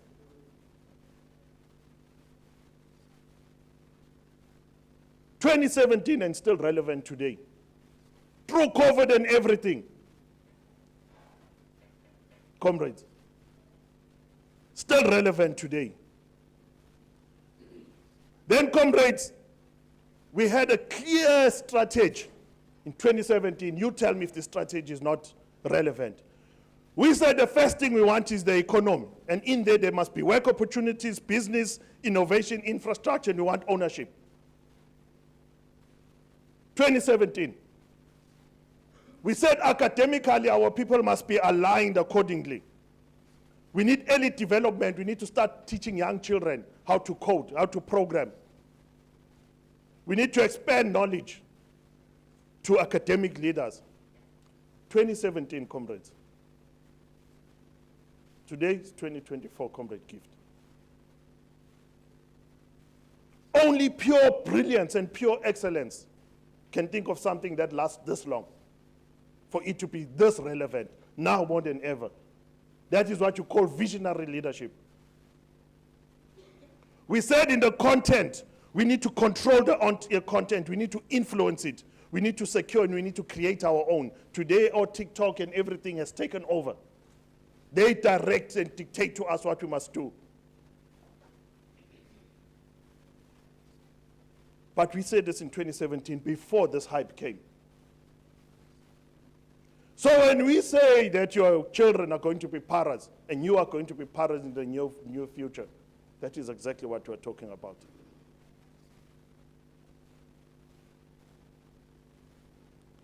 Comrades, we had 5-point turning point. We said we're going to push access and ownership. We looked at our alignment to the ANC, which is the leader of the revolution. Never thought, today. I think, Comrade Gift, we are politically stupid. No? We must accept it, Chief. Yeah, that one I accept.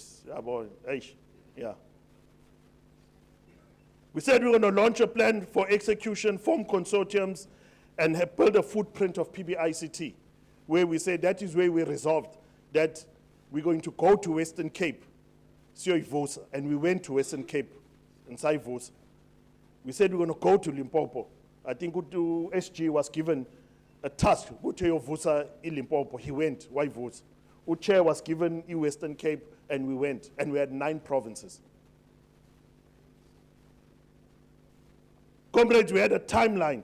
By 2017, at the end, this is what must happen. By 2020, we said we're going to assess the environment, which we did in our last conference. We said we're going to build a digital town. Hey, comrades, let me just stop there for a while. Comrades, I've got this land, right? Got this friend of mine, got this huge land. We're building a digital village. Ne?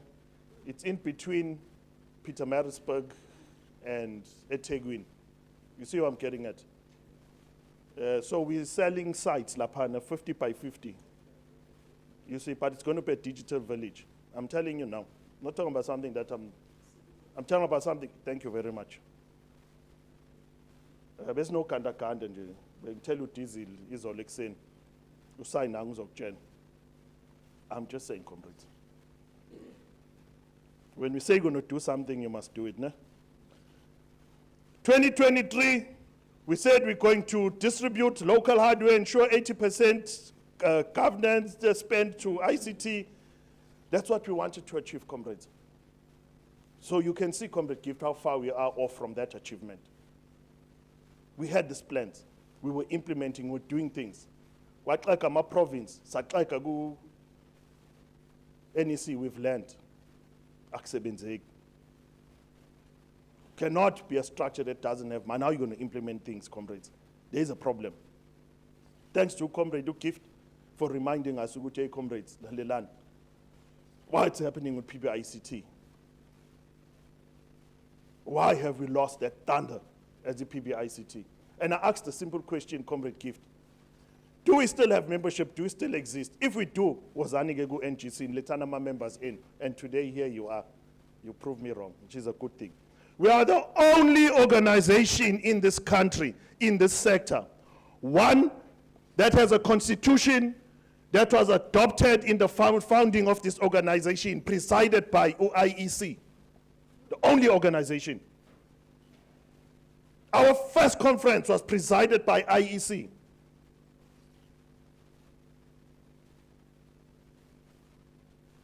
Our second conference was presided by an independent electoral NPO. Ne? We are the only province that can call these meetings at any time, and provinces come here with their members. We are the only organization. I saw a report yesterday, DSG, I think we got 8,300 membership, somewhere there, give or take. How much is it? Our membership now, total. 8,100 plus membership. The only organization. And the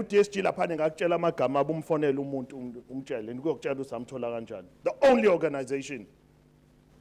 We are the only ones that can truly advocate for black people in this sector across the board. Right now we've got programmers, we've got networking, we've got digital, it's too much. We are the only one. No one else can come back and claim and lay this claim. If you belong to any organization or you claim to talk on behalf of black people in this sector, you are lying to yourself, to the people, and you are fooling whoever believes you. A fool, comrade, is only someone that believes in lies.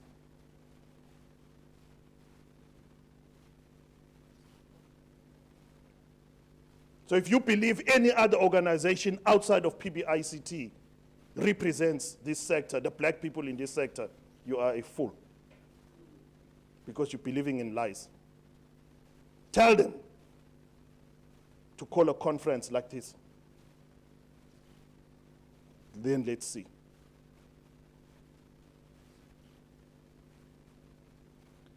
Now, comrades, we said by 2026, we will have a PBICT consortium that is listed in the stock exchange. We already got people that are sitting with close to 200 million rands worth of potential revenue. 2026, we can register. In the next 3 years, with that revenue comrade gift, you'll be sitting at 1 billion, we can register that thing. Fiber availability in every township, Prof, you already started, and we've just come to realize that, looks like a gigabit mesh network, ne? Wi-Fi is the way to go. Especially in our townships and our people, and fiber, using fiber for backhaul. We do already have, Mshololo, people that are already building their own fiber networks sitting in this room. No white people, no Indians, no nothing, sitting in this room. We have people that can build such things. Young people. We have young people, Wise, where is Wise? Lap, Wise, Chesterville, even Emlaz, right? Young ladies. Where is Melina and them? They're here. We're not talking about history of Coast comrades. You go into a township like Umlazi, you install a hotspot, Darrell, the first person buys vouchers for how much? 600 rand. And before end of the week, the person has made, a young lady, made in 2,000 rand, easy. Doing nothing, just walking around, and that's the impact that we're supposed to be making. These are the stories we're supposed to be sharing, comrades. Next time, DP, when we're asking for a review, we are expecting impactful change that we have made. That's what we are saying, comrades. We had our activities, but what was key, Comrade Gift, that I took away from that conference in 2017, it was a strategy planning session of the PBICT. But talking doesn't help us. Action does. And that is where we started actioning. If I have to ask UDP, what is she doing? If I ask Gift what you're doing, ask Victor what you're doing, you will fall off your chairs. I ask Simon what is he doing, you'll fall off your chairs. Flo, what are you doing? You guys will fall off their chairs because we said, time for talking, comrades. Time for complaining doesn't work. With all that DP being done, as we introduce our DP, to tell us off the cuff, not begging anything, DP. This Rolls Royce, this V12, is it driving at 20 or is it driving at the speed of a V12? Amandla.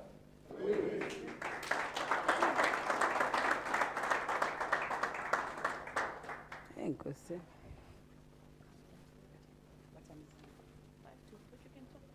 Is it 5 to? So I've got only 2 minutes. No, I was Good, because I'm not very tall, so I don't have just a short thing to say to you. Ndiyabona ukuthi andiculelwa mna KZN, ndizaziculela.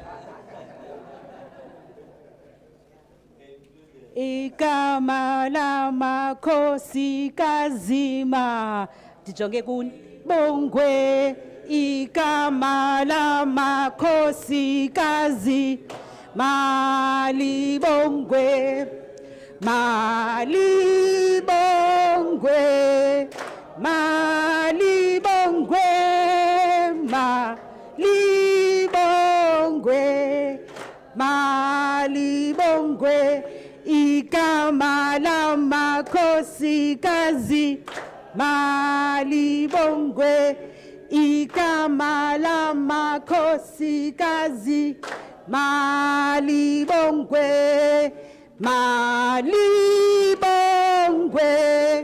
Malibongwe, Malibongwe, Malibongwe. Siyabonga. Sanibona ma comrade. Hayi bonkosi yami, molweni ma comrade. Dumelang ma comrade. If there's one thing that's very distinct between me and the president here is that he can talk. And I don't. Not at all. So we've got what we call marriage of convenience. But it's the other way around now because usually it's known as if the woman is the one who does the most talking. But in our marriage, it's the man who does the most talking. Sanbonani.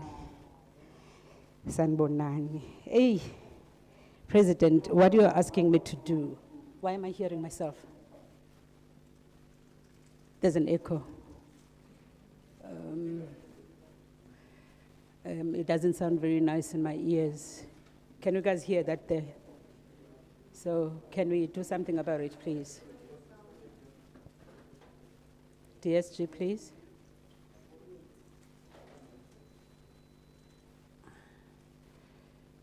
Is it okay now? Oh no. It's an echo somewhere. The speaker. Oh, okay. No, now this sounds much better. Sanibonani kwakhona. President, if there's one thing that you've asked me to do is one of the difficult things, because one thing that you know is that I don't leave any stone unturned. And we're here to really do a review. Hangiti. Guys, that thing is disturbing me. It's gonna. I think we need to be realistic. Sikhuluma iqiniso sithethe inyani. I really need. Now I'm South African, so I speak most languages. So I'm gonna khuluma all the languages that I know today. Asilwi. But we need to really talk about what is happening. Right now, I'm a speaker, so I move around. And you can't hear me. Really? You see now? Sorry, comrade, they are fixing it. Why am I being sabotaged? And I'm going to talk.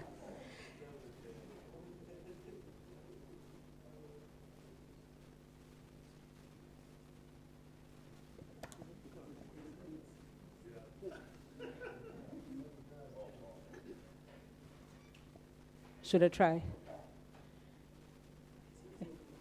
Sexolo. Okay.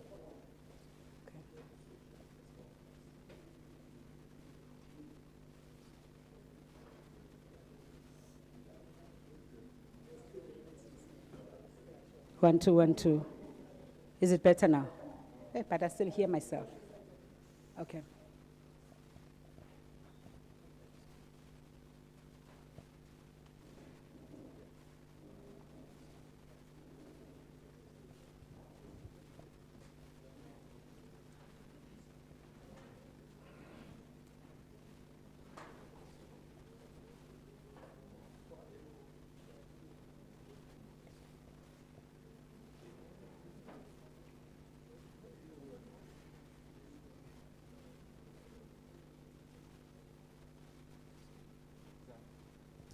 One, two, 1, 2. Is it okay now? Young Lions, can you hear me now?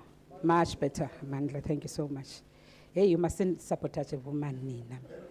You mustn't sabotage a woman. This is our lungs and konukulum. We've eaten so many times, so we're gonna fix this up until I can be able to speak. My comrade Sanibonani, it's nice to be here. Really, it's nice to be here. I think the first thing that I can say, and President as well as Chair, you know me when it comes to this one. Man, I'm looking in this room. I've never seen so many men and few women. Stand up, women. Let me see you, because I need Let me see you, women. Now this is the reality of who we are at PBICT. Bonan, what is this percentage? What is this percentage? It's a reality, comrades. It's a reality of who we are. You can sit down. And these ones are very young, and I like them because those are the ones that we need to impart a lot of skills on. Thank you for being here. President, you said I must do a review. We're going to talk very frankly and let you know what is happening. As much as I appreciate everything else that we've done, particularly from the national office, the NEC and all that, we really have been invited in all sorts of places. We are known, SITA knows us, we are known to be the problematic child in its far as ICT associations are concerned. We've spoken, some of us, we are never going to be invited in any of these talk shows again because we tell it as is. We sit in all these, is always usually there, and we tell things as they are. We've done a lot of work there. I remember last year at the GovTech, pardon me, my comrades, I've got a bit of flu. chairperson was highly pregnant, but I had never seen a pregnant woman working like that. I thought she was going to give birth because, well, I'm a woman and I know what it means in a person looking like it's just about to give birth. And I kept saying to her, when? But we won that fight because abaning be numanje are there, you're doing the connectivity. I think we need to give ourselves a round of applause when it comes to that. And from PBICT last, of course, we set in the, these panels and whatever. We caused havoc there, because usually cause havoc. And I was appointed or asked by SITA to be the one who interviews the deputy minister on behalf of all the SMMEs. I mean, that's something big because they recognize us from PBICT to do that. So these are the things that we've done at national office. But now, let me bring it to you, my disappointment at who we are as this organization. When I first came in here, because the president used to see me, I was the CEO of South African Women in ICT at that time. And I had dual membership, but I was not in part of the executive. I was looking at this very vibrant organization. I said, you know what? That's where I'm needed because vibrancy is my name. I mean, I come from the days of the Youth League, the real Youth League of the ANC. When we still had our cards ebomvu. I don't think any one of you knew was our cards ebomvu. So vibrancy, I know, and I said, I want to, and he kept on sitting on me and said, I see the programs that you're doing there. I want you to come over. I said, no, I'll be coming over. And again, man, Gandhi, what is this now? So when they say the grass is always greener on the other side, well, I do understand is that, it looks greener, it's not greener, it just looks greener. I do understand that we had COVID, all right, 2020, 2021. I think most of us, literally, because some of imisebenzi yethu is to go out there and be with the people, and we didn't know how then to do umsebenzi. It just became, but after that, we kept quiet. Let us be honest.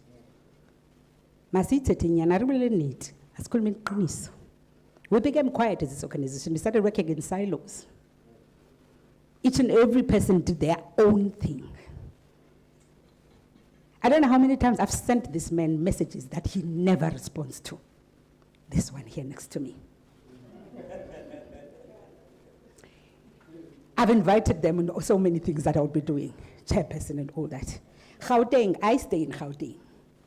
I would say to the chairperson of Gauteng, can you invite any of the things that are happening in here?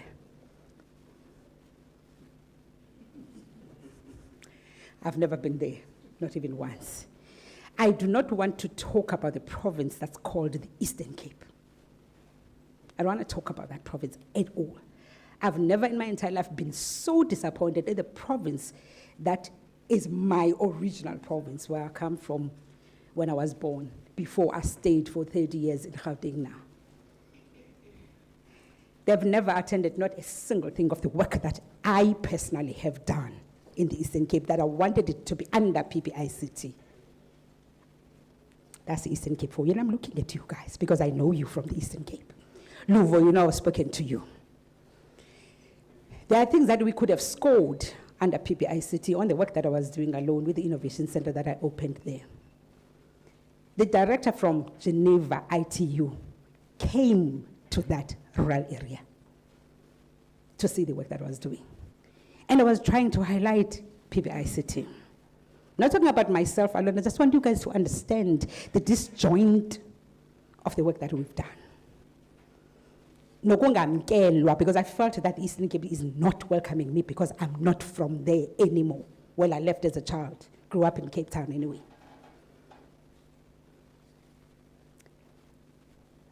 I think I need to highlight this because I would have loved for it to be under PBICT. The Innovation Center that I opened in a rural area, completely rural area, that we didn't even have connectivity, Luvo, you know. We are a Cisco Networking Academy.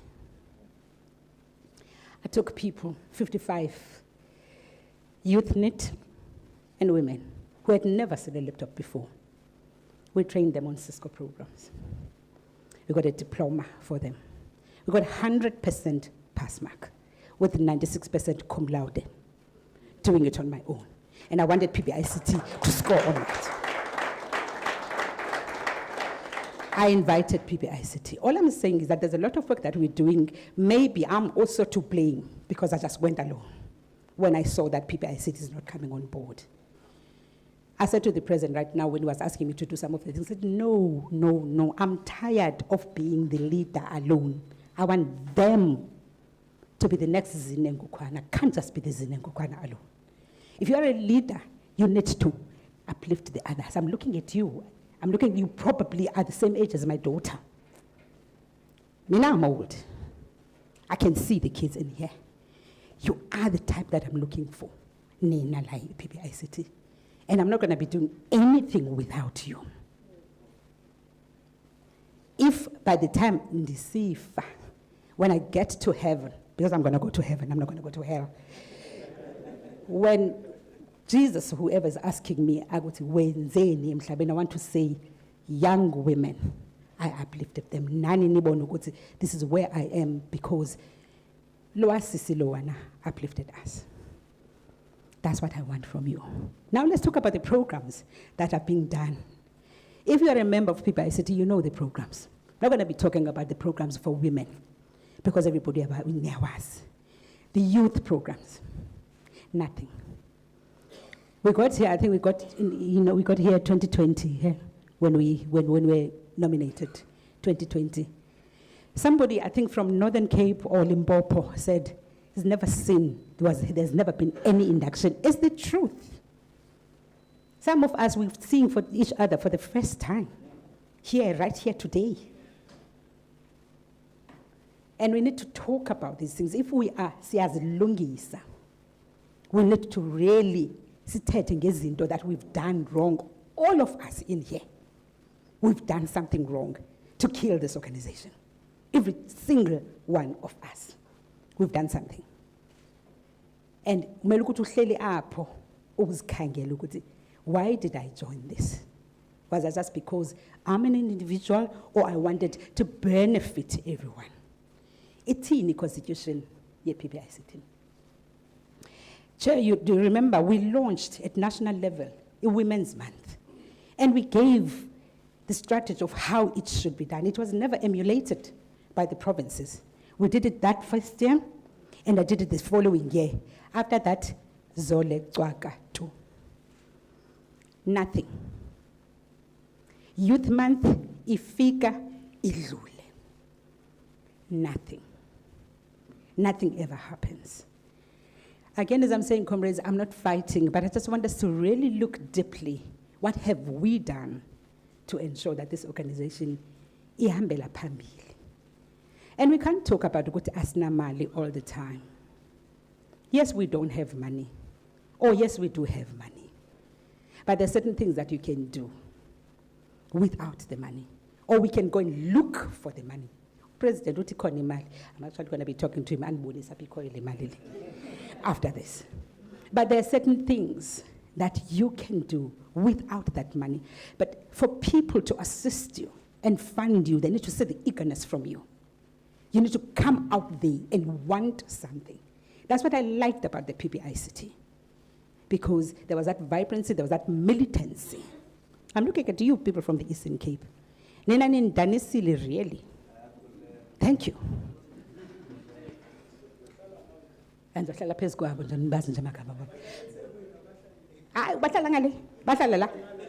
go back home. They must go back home. But Gauteng as well, I stay in Gauteng. Last in Gauteng. And Gift, I'm looking at you, and I know he's been calling your name all the time. So it's not busy. But this is the reality. I'm just mentioning the people that I know, not that I don't want to go and see people in the Free State, in the North, in Limpopo. We avail ourselves, we make ourselves. But you guys, you cannot wait for the national office to do these things. I was saying to him right now, when you put us, that I must lead a commission or whatever, once I sit there and stand, my word then becomes, gospel truth. But you need to let abantu babuye nayo bona ngokwabo from there. So you're not coming up with these problems. The PECs are not very functional at all. Chair doesn't get the reports. So if I don't get anything from the report, from Chair, what do I report? PBICT should not be an elitist organization. It doesn't belong to Leon, doesn't belong to Zine, doesn't belong to Stephanie or William. It belongs to all of us in here. If Situle Tina at national office, nothing happens. You know that. It's deep closer. Fagazanbu.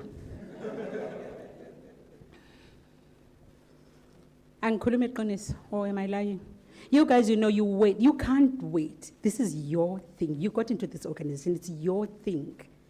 I would love to see things coming from the provinces. Having said that, there are certain things that I'm hearing about, but, you know, I think we've become very individualistic. We've become just working in silos. I think that masibuye, mayibuye Africa, mayibuye PBICT, mayibuye. And we do things for abantwana aba. These are kids. Those are kids as well. Well, mina indaba se ageism nani nizonixolela. Mina, I look at you and I see that you are a kid. You were not born in the 70s. I was. So therefore, we have performed at national level, here and there, and there, and there. Certain provinces have performed here and there, and there. Why isn't Ozenzeke Gauteng kuphela? You had the report from Gauteng. Now let me go back home because home is Gauteng. Why Nimela Gauteng? Who are you waiting for? I really want to know the provinces. Who exactly are you waiting for? For Leon? For me? For Stefan to say something? Don't you know the constitution? Don't you know the programs? If Annie has, maybe, should we maybe do the introduction again? Is that what we're supposed to be doing? I don't know, you guys, you can tell me, what is it that you need in order for you nikwazi ukusebenza? That's the question that I'm having. So, President, that's the report from my side. We have done okay. But if I were to give a score, I refuse to give a score. I refuse, because I want each and every one of you to really go back and look at in the past 4 years, what have we really done as an organization? There was a time when they say, "Ayiphelile, ayayiseko." And I stand there on certain places where I get to be invited and to be important up, simply because I'm carrying this title. I'm the Deputy President of PBICT. But when they think I'm high up there, that time I can't tell them what exactly is happening. It has become a me thing. And I don't want to be a me thing. I want, when I get to be invited to these awards next time, to everything that I get to be invited at, high up places, to come with 5 female young girls with me to Parliament. Why can't I do that? But because there's nothing, dinisapi. When I get there, nizofika nithi ni bhude ningazi ukuthi nithini. Ni bed. Do you understand what I'm trying to say? And then nindihlaze, you green me.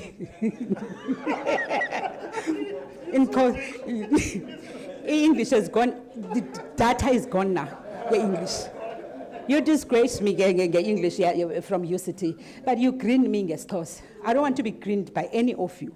So, President, what I'm trying to say, I really want the young females in here, actually the PECs, and the recruitment of females. I can count less than 20 females who are in this room. And then the recruitment of females. Louvre. Eastern Cape starts from this side to PE, which is the western side of the Eastern Cape, to the eastern side of the Eastern Cape. Ipela Ngekokstad. It's the second largest province in its size population is concerned. But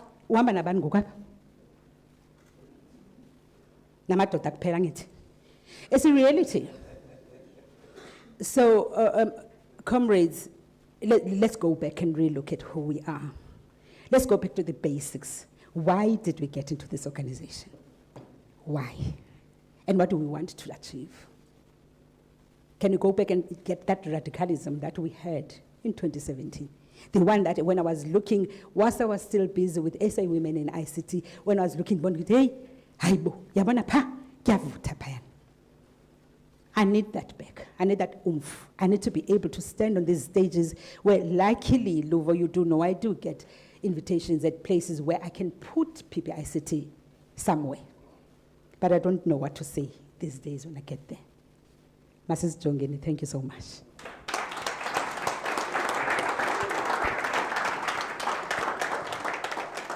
No, thank you very much, Deputy President, President's Office. Comrades, you've heard the message. I don't need to even add on that. On that note, comrades, I'm going to request that we move to closure of the NEC meeting. Can I get a support from any comrade in the House? Thank you, Comrade Ndu. Thank you, Comrade at the back. Your name, please, for the minute. Thank you, Comrade Spiwe. The NEC meeting is then officially closed. The reports are for noting. Items that are deferred have been duly deferred. Comrades, I have a message that lunch is ready. Or we're just going to break? I think they're busy setting up. Comrade Sam, can you check there, please? All right, they're busy setting up. What we are going to do now, comrades, we are going to have the adjournment before we move into the NGC for lunch. And then we are going to return by 2:15 so that you can, so that you can eat and have lunch. After that, we are going to start the NGC. It's going to just be, the program is on the second tab there on the link. It's just going to be openings, and then I think we're going to break into commissions very quickly. We don't expect it to be long. Like I said, we would like to end in the earlier time of the evening today and not the later time of the evening. It's not ready. Lunch not ready yet. All right, let's break. May I request that the NEC members please stay behind as the rest of the room leaves. Thank you so much, comrades. You can proceed out. NEC members, ex-officials also, na? NEC members, were the ex-officials? Can you please stay behind? Thank you.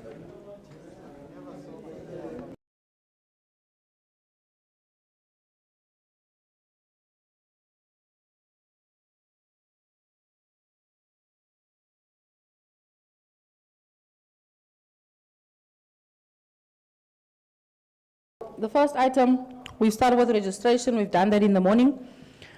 We want to now welcome the chairperson of KZNPC to do the welcome,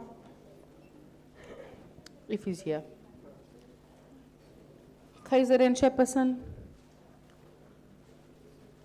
All right. He's not here. We'll move on because we've already welcomed and spoken to everyone. The third item is the accreditation report. Office of the SG, are you ready? No, but we're moving on. We've welcomed enough, SG. Come do the accreditation report, SG.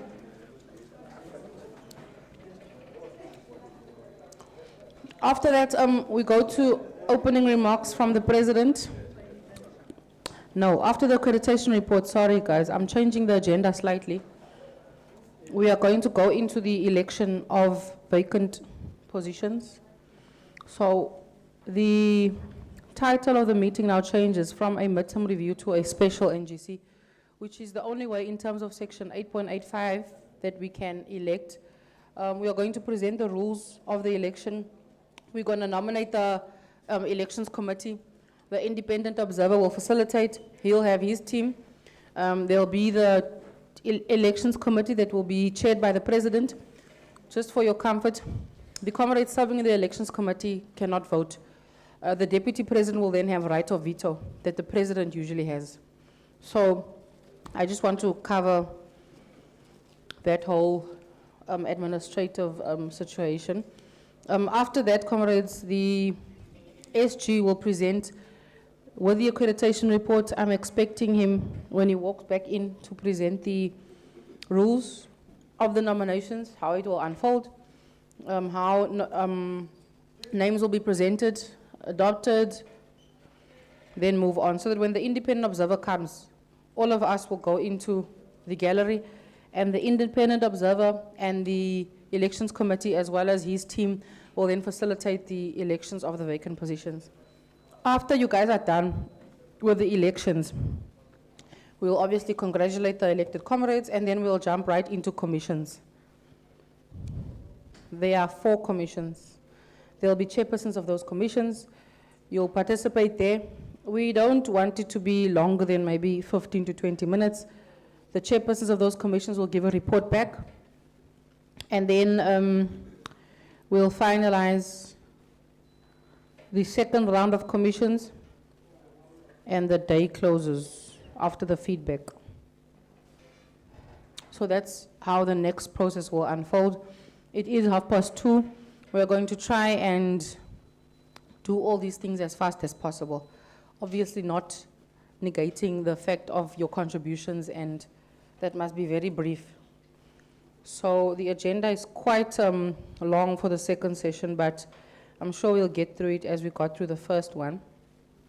Can I have the SG? With the accreditation report, you'll somehow go into the rules for the NGC? The report, yes. After you adopt the credentials, you go into the rules, and then we start with the election of the committee, right? And the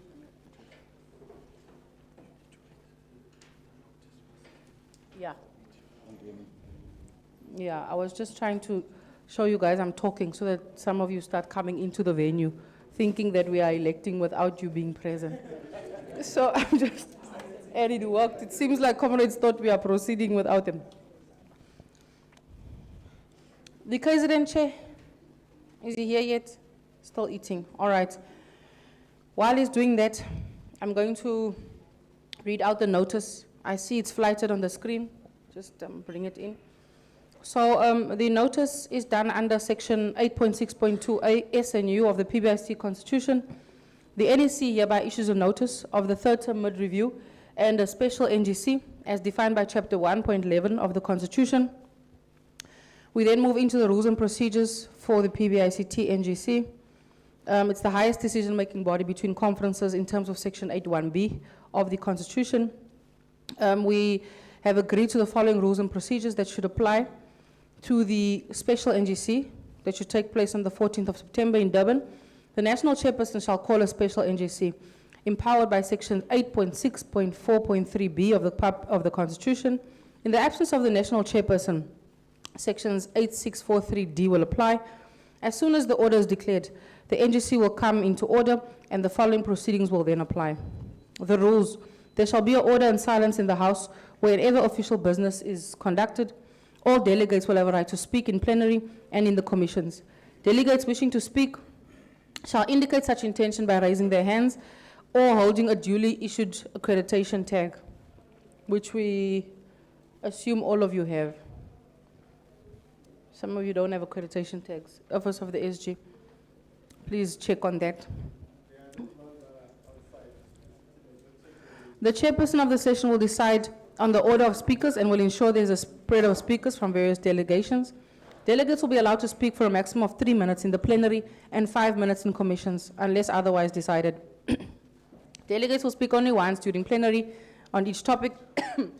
Each delegate will stand at the microphone provided on the floor and state his name and province before speaking. If the chairperson calls a speaker to order, the delegate will stop speaking and will not resume the debate until the chairperson has made a ruling or authorized him or her to continue. Delegates wishing to raise a point of order or clarity, information, exigency will do so by raising his or her hand with duly issued accreditation tag. Chairpersons may limit the number of point of orders. One member can't raise many points of orders for the same topic. Once a point, as said in terms of point 8, has been raised, discussions in plenary and commissions shall be suspended to allow the intervention of not more than 1 minute, where thereafter the chairperson will give a ruling. Delegates have a right to raise any motion for discussion and resolution by the NGC. All such motions shall be substantive, be in writing and submitted to them, to the SG, who shall indicate to the chairperson of the session. Any proposed motion must be seconded by at least 3 hands, who will be given 1 minute motivation before it's open for discussion and resolutions by the NGC. Notwithstanding item 10, which is the previous item I've just read, these rules of procedures, no business will be allowed to be discussed which does not arise from the reports presented in the NGC. Any dispute that may arise shall be settled by the Special NGC Steering Committee set up by the Special NGC in terms of Section 8.5.6E of the Constitution. The determination of the Steering Committee in point 13 above shall be presented to the Special NGC for adoption.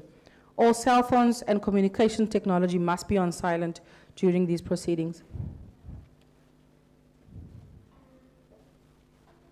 No delegate will be allowed to initiate or participate in any way in passing derogatory remarks against anyone, derogating or insulting anyone in an unacceptable demonstration of any kind. Special NGC will be conducted with integrity and respect. No disruptive exercise will be allowed. The electoral process, comrades. The electoral process takes place during the time as per the adopted order of proceedings. During this process, the chairperson or the leader of the independent body, as per Section 10.6 of the Constitution, will take the floor and will have full presiding powers. At the declared time, where the delegates have been given ample time, the doors of the venue shall be closed and no one will be allowed in or out during the electoral process. So I would expect SGO to delegate someone at the door. Before the election resumes, the door will be closed. Whoever's out is out. Whoever's in stays inside until the process is complete. The electoral process shall be conducted according to Section 10 of the PBICT Constitution.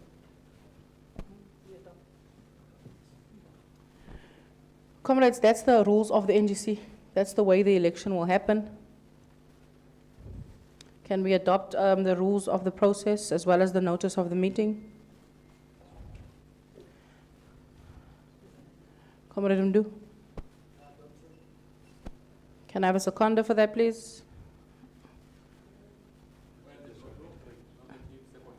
Thank you very much. Comrade Tolisa. Thank you very much.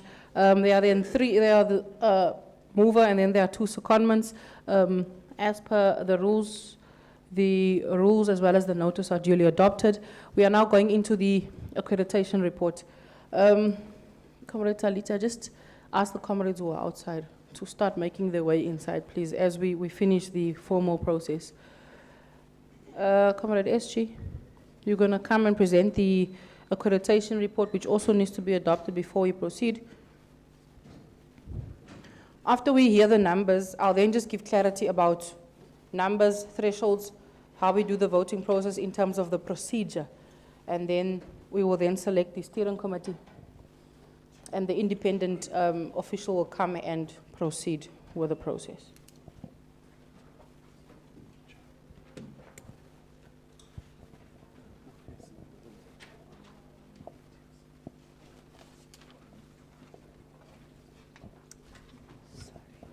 Thank you. Good afternoon, comrades. So with the accreditation report, it's really going to be a nice and short one. The NEC members that were expected are 15, and the ones that are present are 11. The PEC members that were expected are 30, and present is 26. Ordinary members that were expected are 60, and present is 45. Therefore, giving us a total of 82 in the NGC. As you know, according to our constitution, section 8.5.5b, it says we need to be 50 plus 1, so we have met the quorum to continue. Thank you very much. All right, thank you very much. So I need you to think about something while we go into the next process quickly. There'll be a committee, 3 observers and 2 for the elections committee that will support the president. These people will not be allowed to vote if they form part of the committees. So I need volunteers for those 5 people that will then take themselves completely out of the election process and then form part of the observer as well as the support to the office of the president in the elections committee.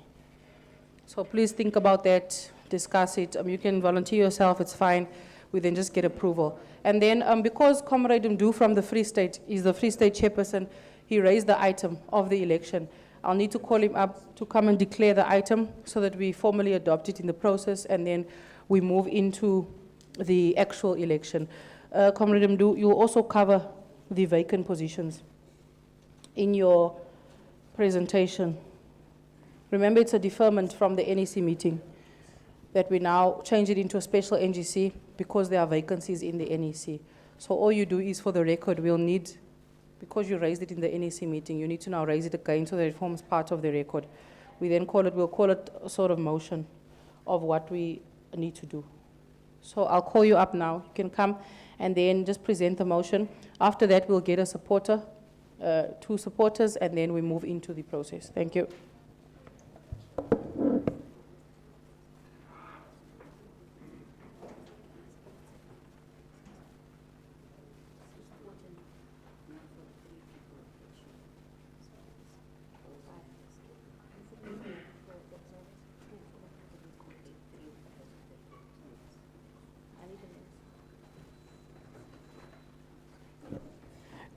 Thank you, Chair. Following the report of the NEC to the special NGC, as members or as provinces, we want to move the motion of filling the vacant position in the NEC. So I therefore put on the motion. Thank you so much, Chair.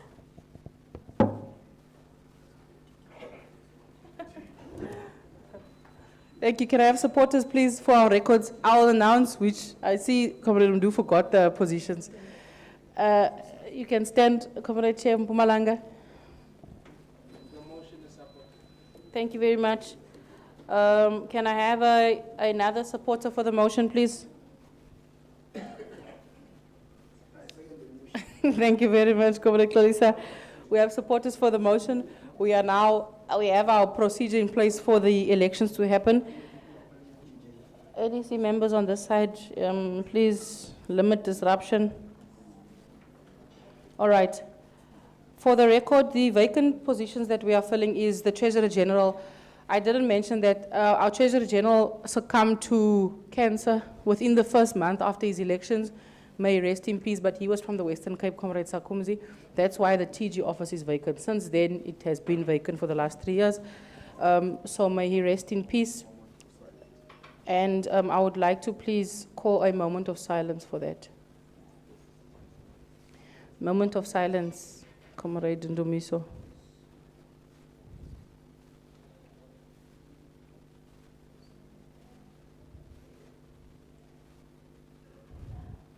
All right, thank you very much.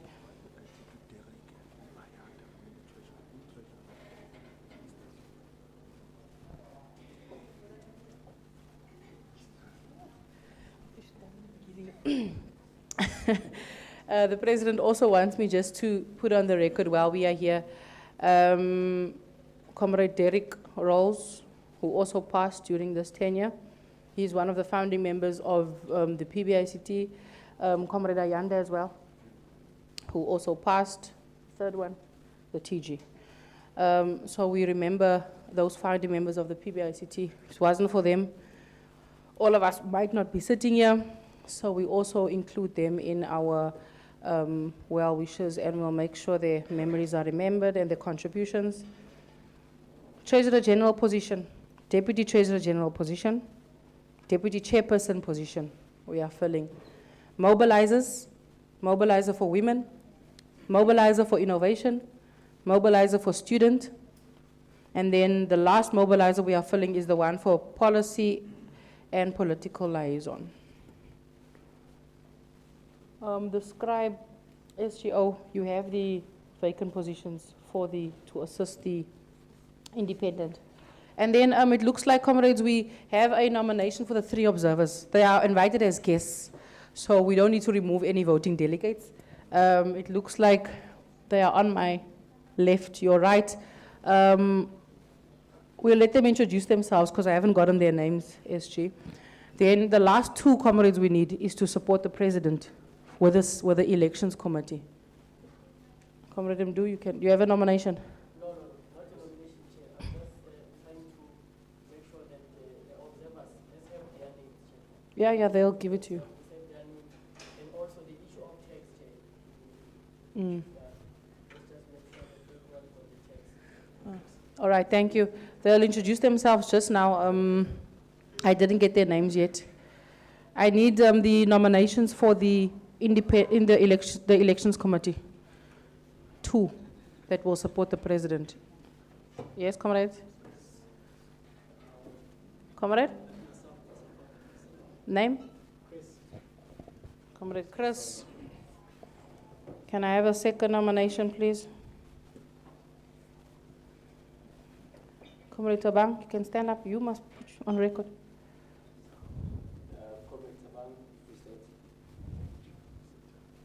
All right. Are there any objections to the volunteers? Remember, comrades, they have now removed themselves from the process. We are losing 2 voting delegates. They become non-voting. They become non-voting. Let me give these comrades on this side the mic. They will introduce themselves. They will form part of the independent observers. They are just here to observe. If there is counting needed, they will also observe to make sure the process is run smoothly. If there are any discrepancies, we'll rely on them to make sure where the facilitator is not seen or I have not seen, they will be expected to make sure that everything is run in an orderly manner. Can we start? Just your name. Hi guys, I'm Mary. Mary. Mary Hele. Hele, H-E-L-E.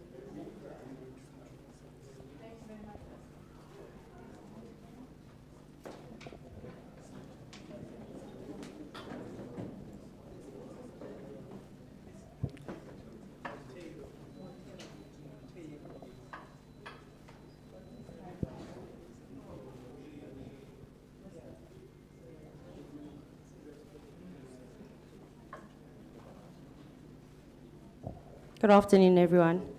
My name is Liziwe Zilwa from Gauteng. Good afternoon, comrades. I am Comrade Tsofatsa Ndlovu from Gauteng.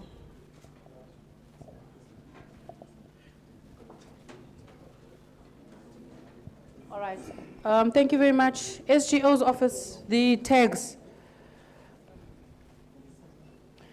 Yeah. The issue of the tags.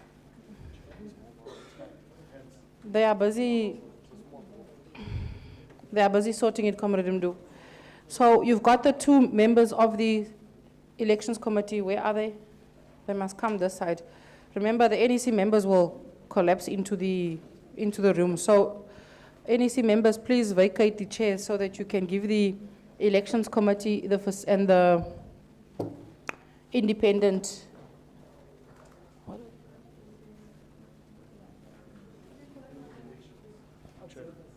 No.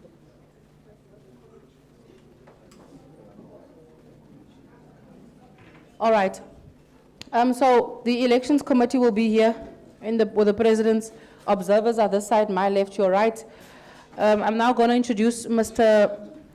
Percy Montero. Sorry if I got your surname slightly incorrect.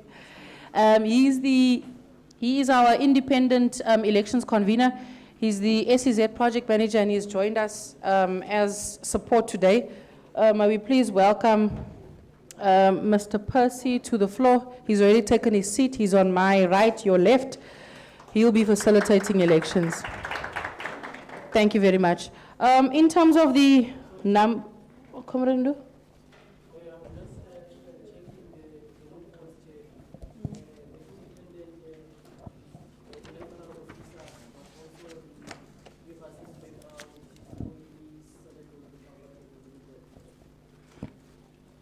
Yeah, I'm going to hand over just now when I'm done with my procedure and policies. So, comrades, you know how it works. For a special NGC to convene, the ceiling of attendees is 100, okay? The SG has confirmed that we are 82 in the room today.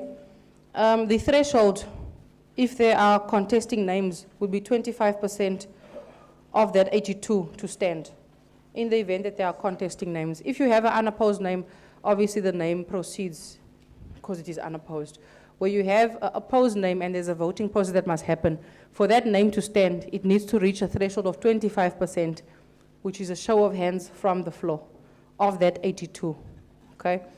If it is only one name, and there's a move on a seconder, and the comrade has accepted and declared he's available, the name will then go as uncontested, and an announcement will be made afterwards. I want to request that we reserve the announcement of the final 7 after we've audited if there is or not a voting, and after we've audited the process, or we've dealt with all the disputes and we've audited any anomaly that arises out of the process. So we're going to go to the nomination, but we are not going to announce the final product until that audit is done, because I don't know what's going to happen in the process. So I just want to set you at ease that that is the process that will unfold. I'm now going to invite Mr. Montero to the floor, and I will step down for this session. Thank you very much, comrades.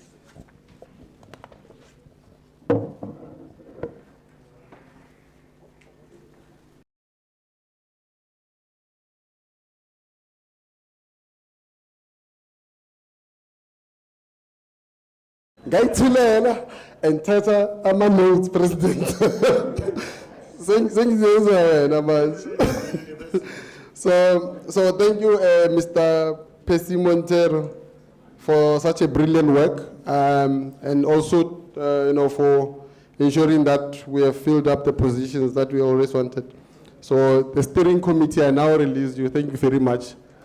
And then, yeah, let's give them hands, please.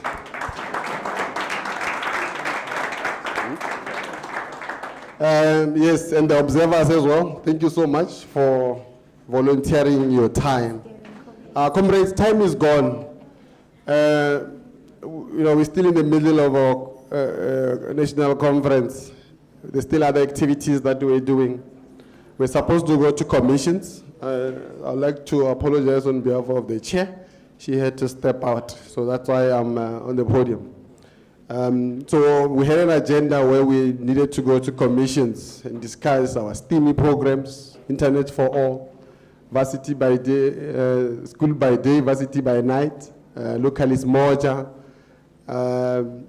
gatekeepers must fall, our normal slogans.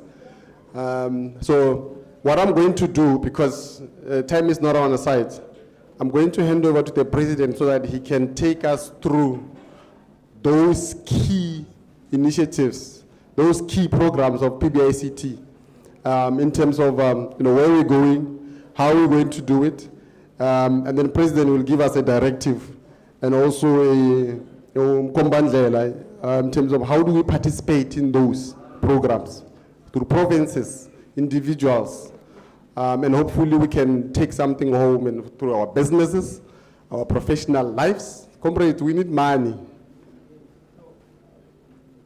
We're not just here to contest and fill up these roles, so let's not get it twisted. These programs, your localist moja, it's clear, localist moja, what are you doing? Localization, you're doing something, you're innovating. How do we take it further? This, how does PBICT get involved to ensure that from innovation point of view, through the entities of state, innovation hub, CSIR, etc. Internet for all, those who are already participating. So my point is that let's take this next phase where President is going to take us very seriously, because he's been in the space. He understands better, and some of you can learn from all of us. So I appreciate you and Indlebe Zenu bafithu your war, Comrade Victor. So President, let me hand over to you, and then you can take us through those initiatives from Commission, and also how are we going to do it. And then once you're done, if the chair is not back, you'll still be seeing me ensuring that this program continue and we close it with a better spirit. Thank you, Press. Amandla, awethu. Nwathathaphi ngana umhlaba. We must stop lying to ourselves, comrade. And now, do you have land? Do you have cows? So you don't have power. You do not have power. Can you make a computer? Can you make a chip? You can't. You can't. Can you develop an operating system? You can't. That's not compromise. Says one of my comrades. I'm not here to lie to you. I'm not here to do what? You know, you don't have power. Amandla kuwona wakho. Siqedile lapha. Comrades, you know why you are poor. Why? It has nothing to do with land. It has absolutely nothing to do with land. Fika umuntu uhleli into yakho le umhlaba wakho la nanga umfazi wakho lapha nanga umfazi wakho nazi inkomo zakho na wenza yonke into uhlalele lapha phansi kwesihlahla uphethe unamandla ethi ndoda nansi into la. Don't worry about these riches of the world. Goqa thandaza uvala amehlo khona umuntu ozokunika even something better thatha umhlaba wakho.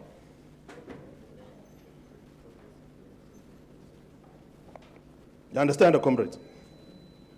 Number two, uthe sewuthathile umhlaba wakho and then they create economic systems and they create a new way of life and dictate how you must live to support them and work for them. Basebenzele. So that you depend on them in your own land. Then bese bekutshela emva kwalokho ukuthi hamba esikoleni uyofunda uthola i-degree, uthola i-masters. To be educated, have you ever asked yourself in what? Sigcwele las. Hayi my comrade, I sigcwele ama-papers now. I asked myself the other day, I'm educated in what? I'm educated in maintaining the white man's wealth and his systems. That's what you are educated in. So asithathe lelo qiniso lelo silibeke eceleni.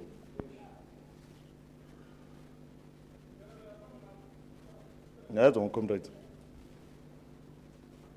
If you want to make money, wake up in the morning, hamba uma lapha emgaqweni, ulinde umuntu ukuthi endlule.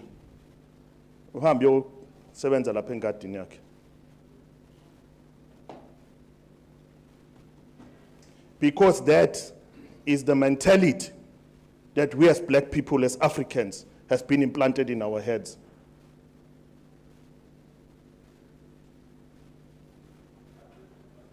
We are so indoctrinated and we are so confused and so fooled that someone told us this look and isithi amandla wethu is going to help you somehow. It's not.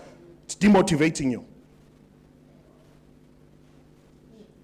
It's demotivating you. That's a reality.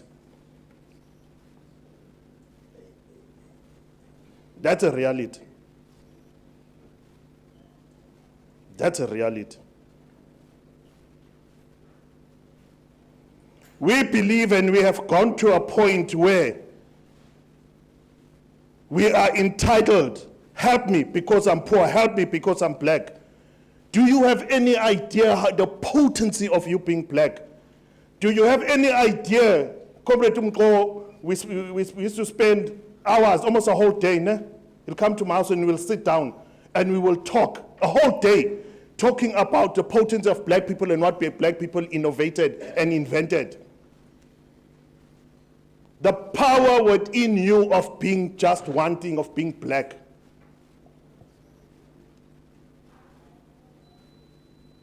And it's the ability to be united. That is why as black people we can speak through music. Ngashaya drum manje, whether you come from Lesotho, you come from Congo, wherever, ngashaya drum manje, sonke will dance in the same tune. Have you seen them dancing? There's a reason they can't dance.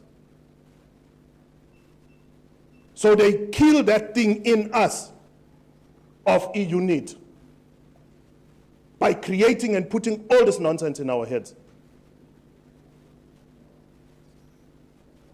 We must stop it.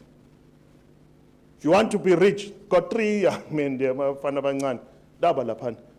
president, Silatina Suzon Uguti, how do we make money? Now I'm looking at these young boys here, so disinterested. How do we make money? It's people here. And that is our problem as black people. When it comes to politics, we are so vocal and we want to think we are so intelligent. Whereas even the politics we talk has nothing to do with Ubuntu. There's nothing to do talk with Ubuntu, nothing. Njengamanje, this conference has nothing to do with Africanism, because if it had, then basically sisemhlanganweni mkhulu. Nga wonke umuntu okufika isigqoko la usikhumulile usibeke phansi ukuhlonipha ukuthi ayi sesisemhlanganweni sizokhuluma socabanga. Nothing to do with it. That's how indoctrinated we are. Now, can we take that same passion and that same thing and start off, how do we make money? Comrades, I want to tell you something. I was employed one day. Yeah, and I realized I'm unemployable. I have a problem. I don't think anyone can employ me. I was wondering why people are having this problem with me. So I decided one day that, no man, you know what, I need to make money. So I went into work that one day and I resigned. No, I'm not working anymore, I resigned. You understand, young lion? And then I was crazy like you guys, your age. Yes, must have been 20 years old. Stupid, young. Crazy. You understand? The things we used to do with technology back then, I'm very old. The things I was doing in 1994, you guys can't even do half the things I was doing in 1994. Trust me. Half the things that I was doing, then none of you. I'll put all of you together and make you do something, and I'll show you what I was doing back then, and you won't even believe it. You see, when you were before time. So, comrades, what I'm trying to tell you, I used to have these great ideas, the greatest ideas ever. Sometimes I go back to my book and I look at these ideas and I'm like, hey, these ideas were good ideas, eh? You know what happened?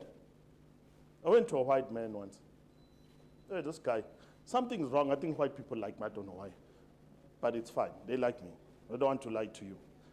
Hey, so this guy says, you know what, hey, you know, you're right, yeah. Tell me something, all these ideas of yours. Yes. How do you make money? And that has been my philosophy for life. Back then, I was 20 years old. You see, understand what I'm saying? How do you make money? All these things here, then I realized all 100 and 150 brilliant ideas were actually rubbish. You see, until I found one idea. And I asked the question, how do I make money from this? You understand? Then the next question I asked was, how much do I make? You understand? So when I started a business, comrades, within the first year, which was, I started a business, it was in August or September. It was in August. By February the following year, I had made 1.5 million. I know how to make money. And I'm here on this earth to make money. Hey, Chief. Now I can make money from anything. That I said, I know how to make money. I know how to make money. When COVID came, I made a lot of money. Didn't sit down, made a lot of money. You sitting here and complaining, I made a lot of money. NGU is here. GNU, whatever that thing is. Huh? I've already come up with a way of making money, comrades, on that thing. I know how to make money. You not making money because it's your fault. You the one that wakes up in the morning and you think and decide what you want to do. You the one that takes your phone. Me, you know what I do. You see, December when everyone's, I don't drink. I've never drank my whole life. I've got better things to do, Chief, honestly. You see this thing that's here inside my head? You see this thing in my head? For many people, they work for their brain.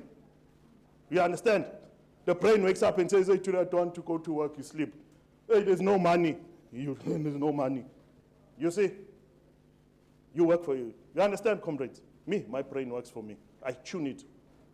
So when it comes to December, comrades, this is what I do on the 31st of December.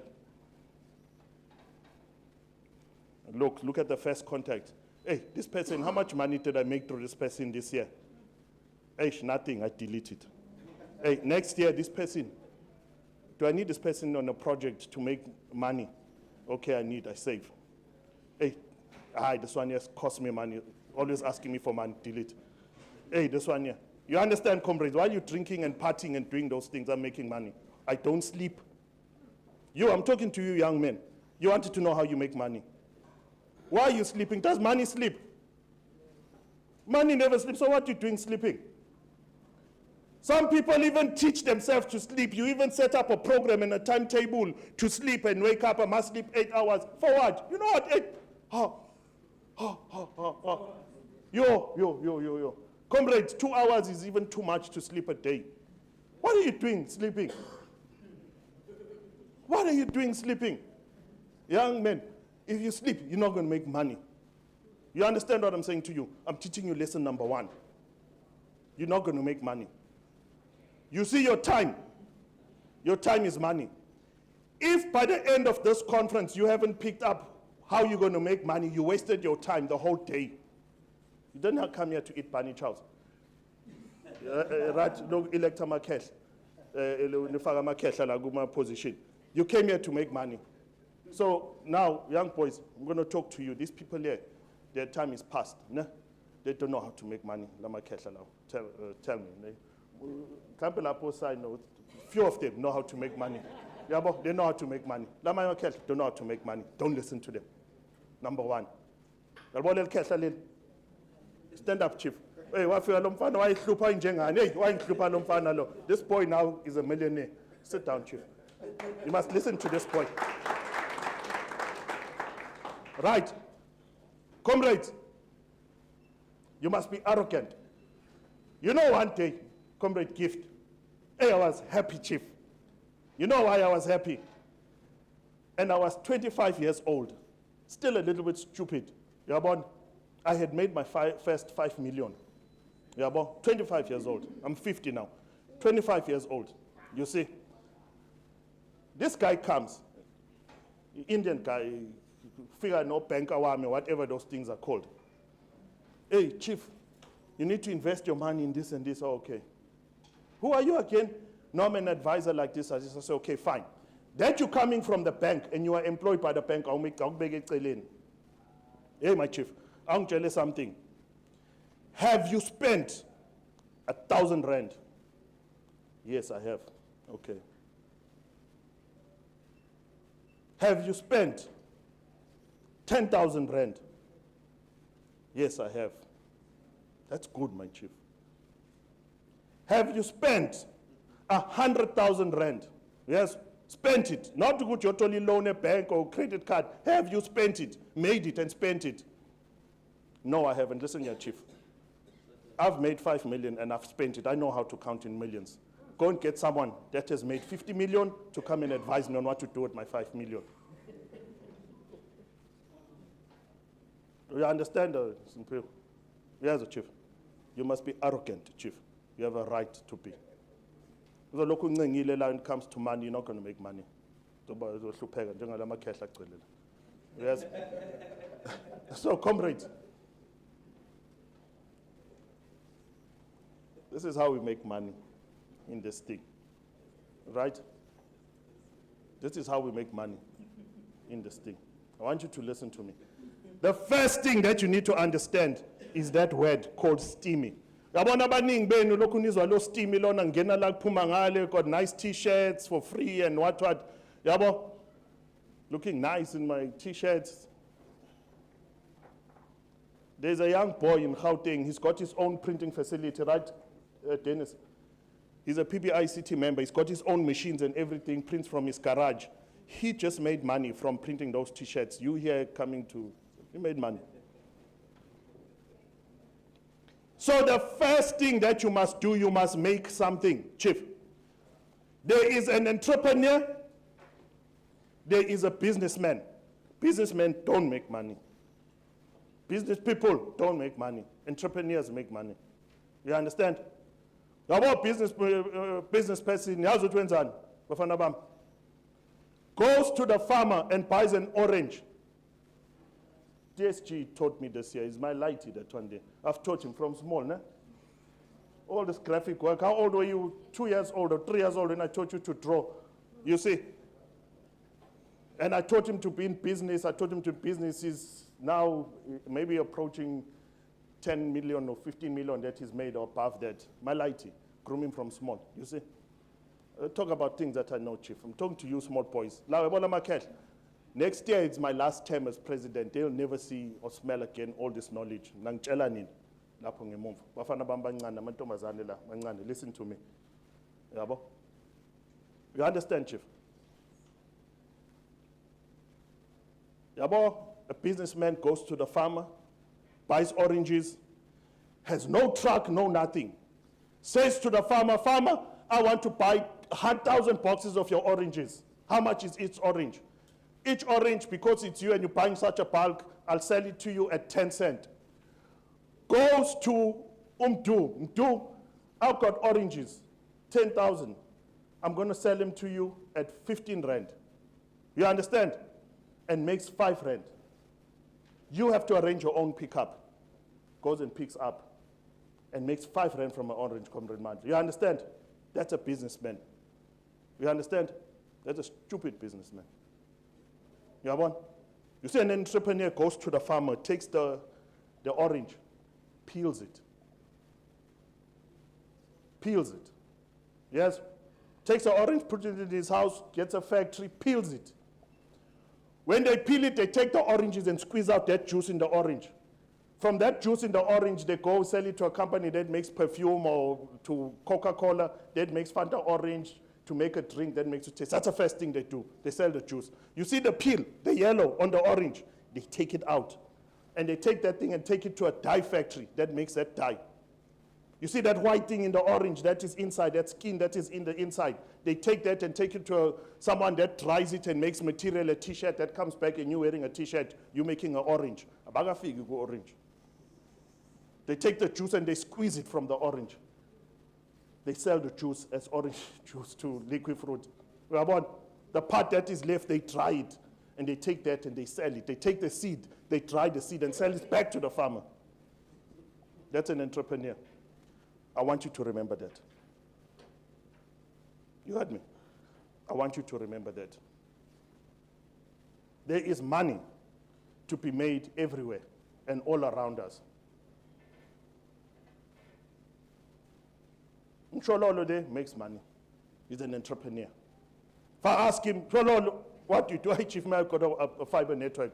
He builds his fiber. I've never seen that guy in a suit. I don't even think he owns one. Mhlampe owned one when he was getting married. You see,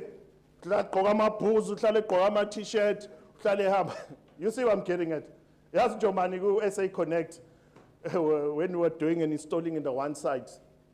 So we're installing the Pescolo and, hey, Chief, the sun is hot. Hey, le kosas le ngobya delel. Hey, Chief. Hey, so there am I standing on the roof there, on the tip of the roof, looking like a hero. I'm tying a radio and aligning the radio. Hey, these kids come out. Hey, Chief, yes? But I'll never be like that, man. Hey, I was laughing,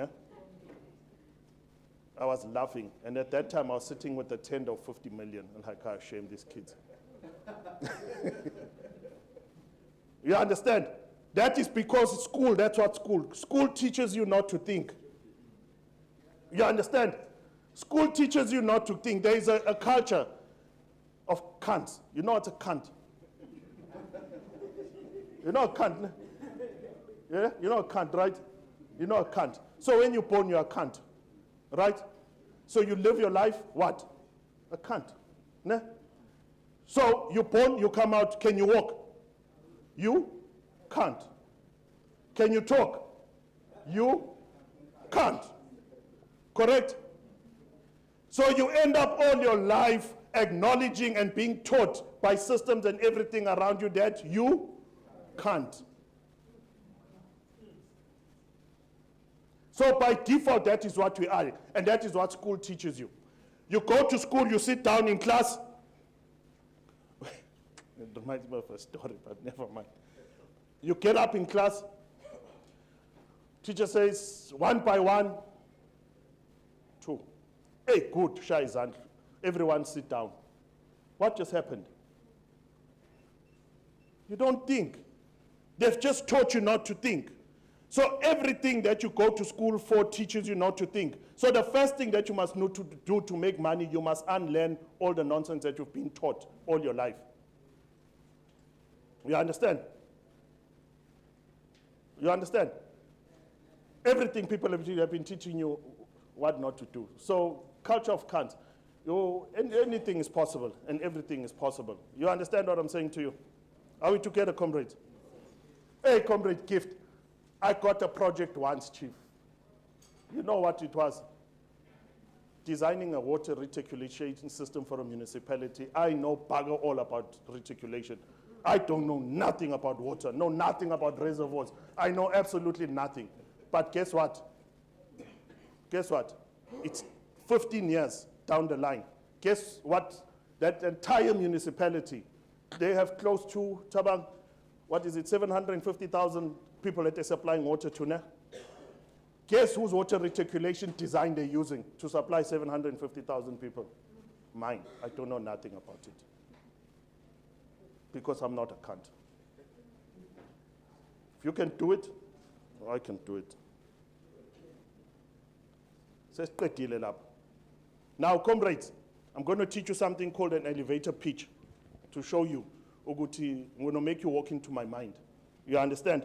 What's an elevator pitch, young lion? You go into a lift and you bump into a lift and you bump into this guy, you look, hey, you're on Miss Elon Musk, nah?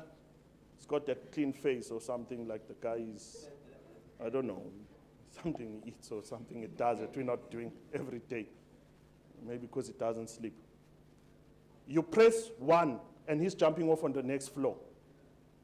And you have to pitch to Elon Musk an idea to secure a meeting. To say, come and see me tomorrow at 10 o'clock. Then when you figure, 1 minute past 10, hey, my Uber delayed or this or that. You don't. If you go sleep outside his office, you don't go home to wash. So at 10 o'clock you're there. But because we come from the cultures that we come in, so hambi ekhaya uthenga ingubo, uthenga isuti, want to look good or something. You see?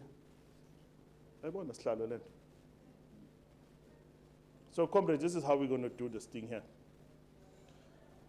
Right now, you're not going to make money in AI.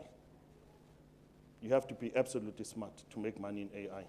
Leave that to us. We're making money in AI. Nina, you don't. Leave it alone. Just leave it alone. Just leave it alone. Your time will come. Leave it alone. It's a reality, Chief. Leave it alone. You know how many times I have people, hey, President, you know AI, there's money. Okay, how are you going to make money in AI? No, you know what, this AI thing, I said, okay, in school, did you do maths? No, did maths lit, forget it. Just don't talk, don't even confuse yourself. You did maths lit in school, leave it alone. If you didn't get an A in maths, leave it alone. Now, these are realities. You understand?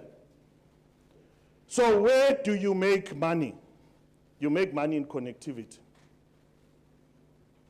Right now, you make money in connectivity. Are we together? So, how are we going to do this thing? In 30 minutes, we're going to come up with the best strategy ever. I'll make all of you millionaires. You're going to see. Yabo? Asenze kanje. Yabo laphana sihlala siqale lapha by Sam. Sam, when is it 1, 2, 3, 4, 5.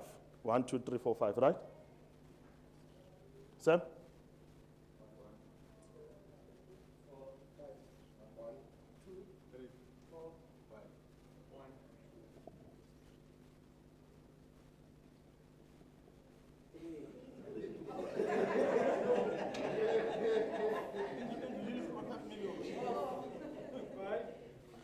Hey, Victor, wait, Victor. You see, now I'm intrigued. You know why I'm intrigued, Victor? I have never had a person not listen to me. So you're not here?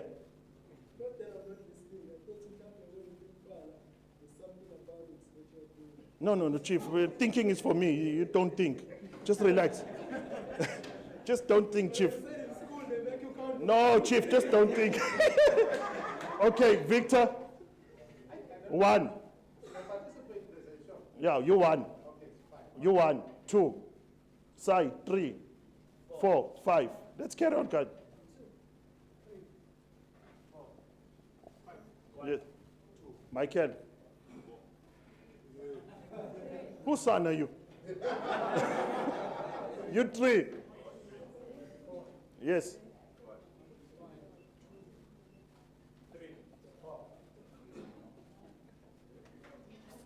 5 lap. Are you sure 5? Yes. Jay. Sir. Next. Yes. Yes, Darren.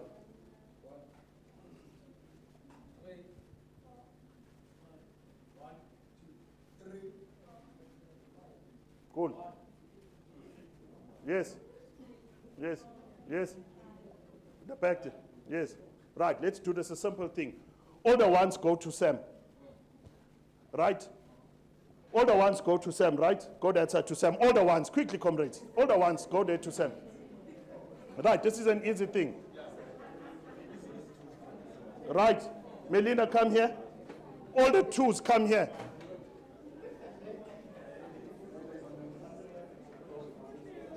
Right. All the 3s come here. All the 3s come here. All the 2s are here. All the 2s are here. Right. All the 3s are here. All the 4s are there. All the 4s are there that side. And all the 5s are there at the back by Yumsholon. They're that side. The 5s are there at the back.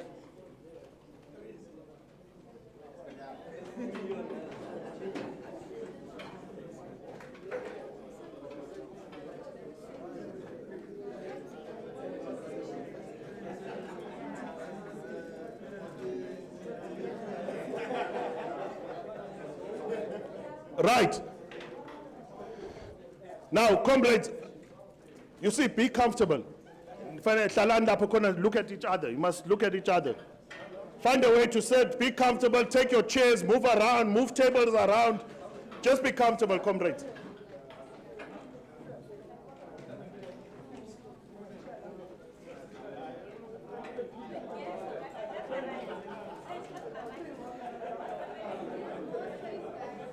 Right.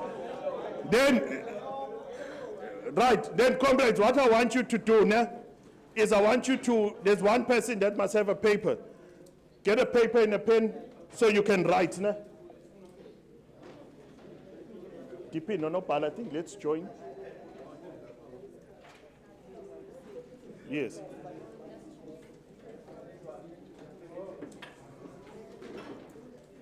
Comrade, you must relax. The whole day we're going to be like that. Take a chair and sit there. If that space is not enough, comrade, Sam, move your people there by the corner on that side there so you can be comfortable. Right, comrades. Here we are going to answer questions. We're going to answer a question. Question number 1 is, how do we make money? Question number 1. On whatever I'm going to tell you, you need to answer and you need to tell me, Uguti, how do you make money? Says one of my comrades. We're here to make money, isn't it? If you're not here about making money, you think this is something we want to get you a job and you're going to go and work in a municipality or some standard bank. We're not here. We're not in that thing. We're here to make money, right? So how do we make money? Right, comrades? Now here's the first scenario. Very simple one that I want to throw at you. One of the things, to make money, you have to have a problem that faces you every day. You have a thing that irritates you every day, a thing that is every day in your eyes. Now the thing that is everywhere and all over is a thing called a school. School. You know school, ne? You know those things, right? We are in the sector of ICT. Now I want you guys, I'm going to give you 5 minutes, all of you. How do you make money using ICT in schools? Now, what do we have? We have infrastructure, which is communication, hashtag internet for all. There are applications for school, there's trainings in school for robotics. We know, COSAS, that government is busy now making funds available. As of next year, they're going to be introducing robotics to school. There's a school next to you, you're unemployed, you're not making money, but you're in IT, you're smart. You know me, you surround yourself with people like us. You're here, which means you want to make money. So how do you make money in schools using ICT? 5 minutes, comrades. Start talking.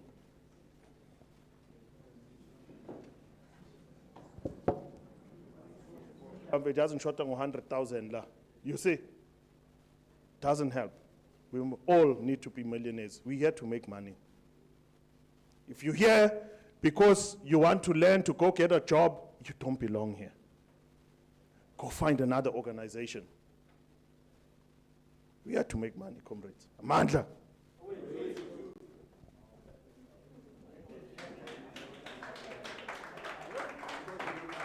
Ngitshelile nje your position now you'll have amandla ngoba sengifundisile.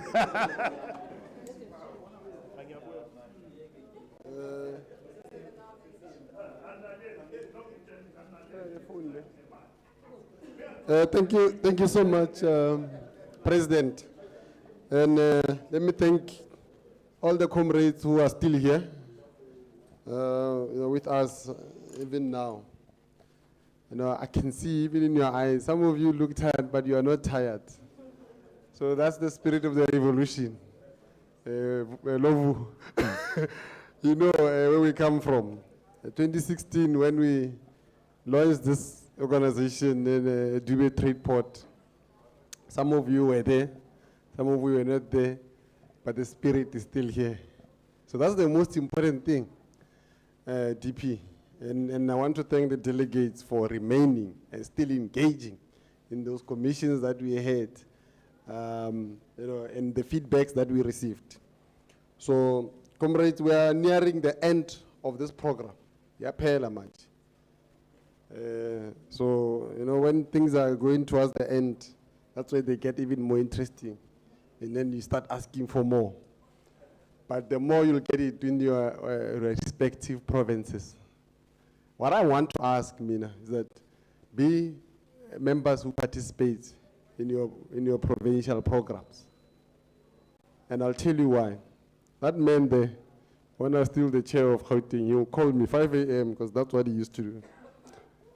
That time I didn't have a little one that was making noise. And he said, no pala. Sasa ngize calling na program. Others will tell you, we went to a farm that Saturday. We spent the whole weekend in a farm when SA Connect started Louvre. So there is more that we used to do, and I think, comrades, think about it to say, those of you who are still appreciating PBICT, we all have the love for it. And I will ask you to still continue participating. These programs that the president is talking about, they're not going to just be there for themselves.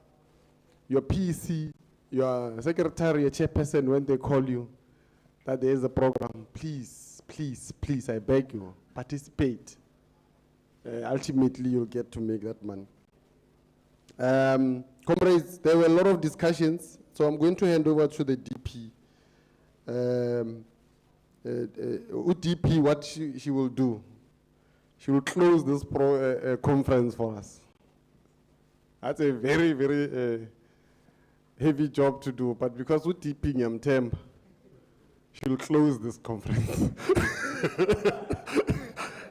She will close it. The programs that have been communicated, comrades, I'm going to be calling all your secretaries. I do that all the time. Now I don't mind again. Phone, Retoto, Talita, I call. Comrade Mdu Mokhosi will tell you. I phone me. And I say, "Na program." Comrade Jabulo, your phone I mean. Che, do me so your phone I mean. Buledi, Limpopo, ngiyafona mina. Ngiyafona. Eastern Cape, uFelix ukhona kwamanje, but we'll deal with that thing. But I will still engage them until there is a resolution. So I'm still gonna call. Who do I forget? Which province do I forget? Northwest, we understand this Northwest comrades, there was a gap in that province, but things will change. So the road to May 2025, we will ensure that all the provinces are in good standing, including Eastern Cape, including Western Cape, including Northwest, including Northern Cape, Comrades Awat. We'll ensure that those provinces are in good state so that when we go to May 2025, we are all ready. That's my job as UNOPALA, to make sure that the provinces are in good state. The boot camps. President has given a mandate about the boot camps. So which means that this is going to be a program that all the PC need to adopt. Gauteng is the first stop. And then we'll see in terms of the calendar with regard to other provinces. And then last but not least, oh no, this is standard. So comrades, in a nutshell and in summary, I don't want to waste your time. Let me thank you so much for allowing me to lead you as your secretary. Some of you are my friends, some of you are my comrades, some of you are my colleagues, but I still appreciate you because we all lead together. I'm not just a leader. I don't want to be called a leader. I would like to be called someone who improves your life at some state and make a difference in your life, whether I make a difference in terms of your pocket or your life as a whole. If you have advices, I know a lot of comrades have a lot of issues, and most of the time we don't talk to one another. So when there is that kind of a gap, can we please try to engage with one another as comrades as well? All right, so over and above the business that we do, it's still that we are only country, comrades. We are the only country that use the word Ubuntu. I don't know if you know. And we are the only country who understand what Ubuntu is. Whereas other people, they call humanity and whatnot. I understand. We are the only country in South Africa who understand Ubuntu. So, Deputy President, this is yours now. You violate. Thank you so much, comrades. Over to you, and then let's go.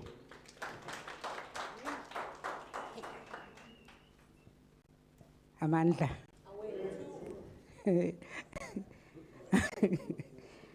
But singaphinde sithi amandla ngawethu. I mean, I have very small ears, but I can hear. If there's one thing that I can do is to hear. After the President has spoken, and after SJ has spoken, is there anything that I must say? Because these two can talk. These two can talk. So now I don't know what to say. And he says the job that I have to do is a difficult one. What are you going to do is difficult. Now I'm thinking, okay, where is my English from the University of Cape Town? It's gone, it's late now. Comrades, let me first start by thanking everyone for being here. This has been a very long day, and I think this was needed. This was long overdue. I don't know how many times I have spoken to the President and the SJ about how angry I have been with the fact that we're not doing anything. I felt that we're not doing anything. I felt after 4 years, almost 4 years, we really haven't done justice to anything that we said we wanted to do. I don't become a member of anything that does not have a result in the end.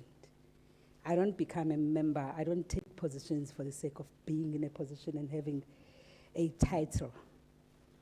I'm a person who goes and have izandla zam zibe mdaka with the people. I think COVID futhi yasinceda because hey, the high heels that I used to wear, I no longer can be able to walk on them now anymore. Now I'm in my techies and all, and I think I like it here. I think I like it here.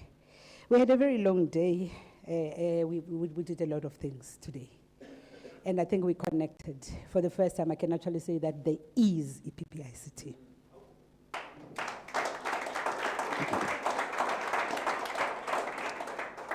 And definitely the future is bright. When I'm looking into the room, particularly when I'm looking and seeing the young ones, because I don't like to say the future is tomorrow. The future is here right now today. If you're waiting for tomorrow, the future is gone because somebody else is there tomorrow. Your future is here right now. Take it right now, right here. We started this morning. What did we start with? With the extended NEC. And I think I liked that. Because there's nothing special being seated and having things that are being done only by a selected few. We opened it up to everyone. I don't like selected few things. I like inclusivity. Guys, I told you that now it's late. My English is gone. Kubuyi isiXhosa. Kubuyi isiZulu. Kubuyi isiSwati amngoni so ngiqala ngezesinguni. Kungene ezesisuthu. So kubuya ilanguages zethu zesintu. Ukuthi sihlangane ndiyithandile what we did here today ukuthi sonke sikhulume ni understand what is happening at NEC.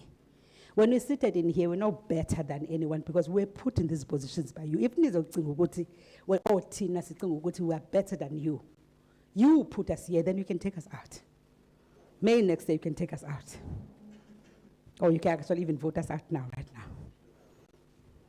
So we need to understand that now as well as leadership, because if you're going to get into leadership and think that you own something, when you're being put there by people, kulapha comrade ayilahla khona.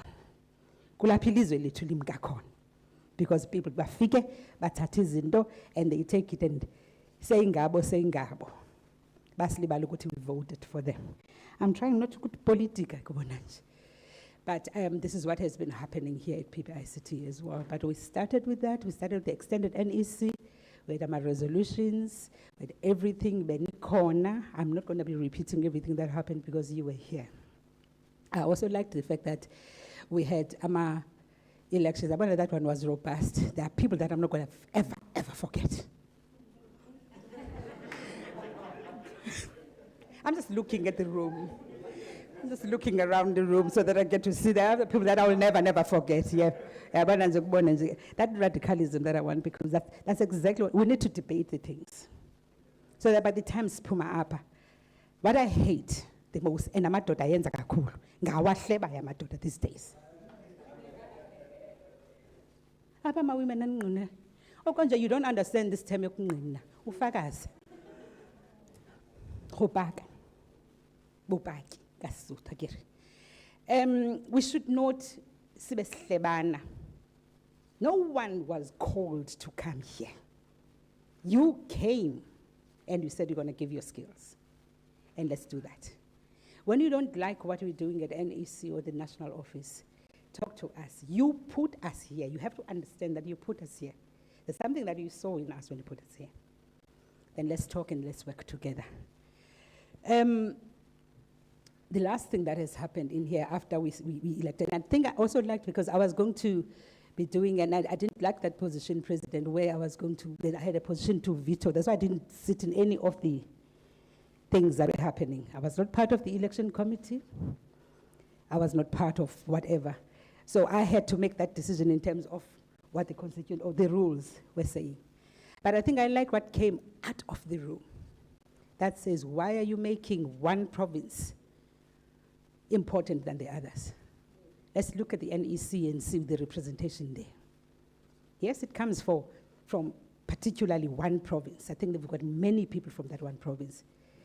Then I was going to be making that decision that says either this or that, because I had that role to veto, but it came from you and I was happy. Then let us look at all the provinces so that next year, when we elect again, we try and fill up these positions with people. Nalapo, having said that, you don't fill a position for the sake of filling a position. It has to be somebody who can work. And I'm saying that as a woman, wanting women. Those who were sitting here in front, they saw my frustration every time. Men after men after men, even women nominating other men. And I'm saying, where are the people? I want people who are going to be having some hot flashes or something or anything. I want people next to me who are going to say, good, it's that time of the month or something, because that's the reality. That's who we are as women. You have to accept us. We have those issues. But that doesn't say, Uguti, we don't have it here. When I'm saying it's that time of the month, it's a natural process that I'm going through. And you cannot say my mind isn't working simply because I have that. So I would have wanted to have women. I was looking at Florence City. I was talking and saying all sorts of things. But I'm putting it back to you, provinces. You need to do a rigorous recruitment. Why are our women not here? I'm going to tell you a short story. I think I see one person who was part of that process from the Eastern Cape. When ITU was coming for the first time in Africa, way back in 2018, if those of you can remember, I think it came down here in Durban. I was asked by Standard Bank, and I can't remember if it was DCDT at that time, but I'll call it DCDT now, department and whoever else.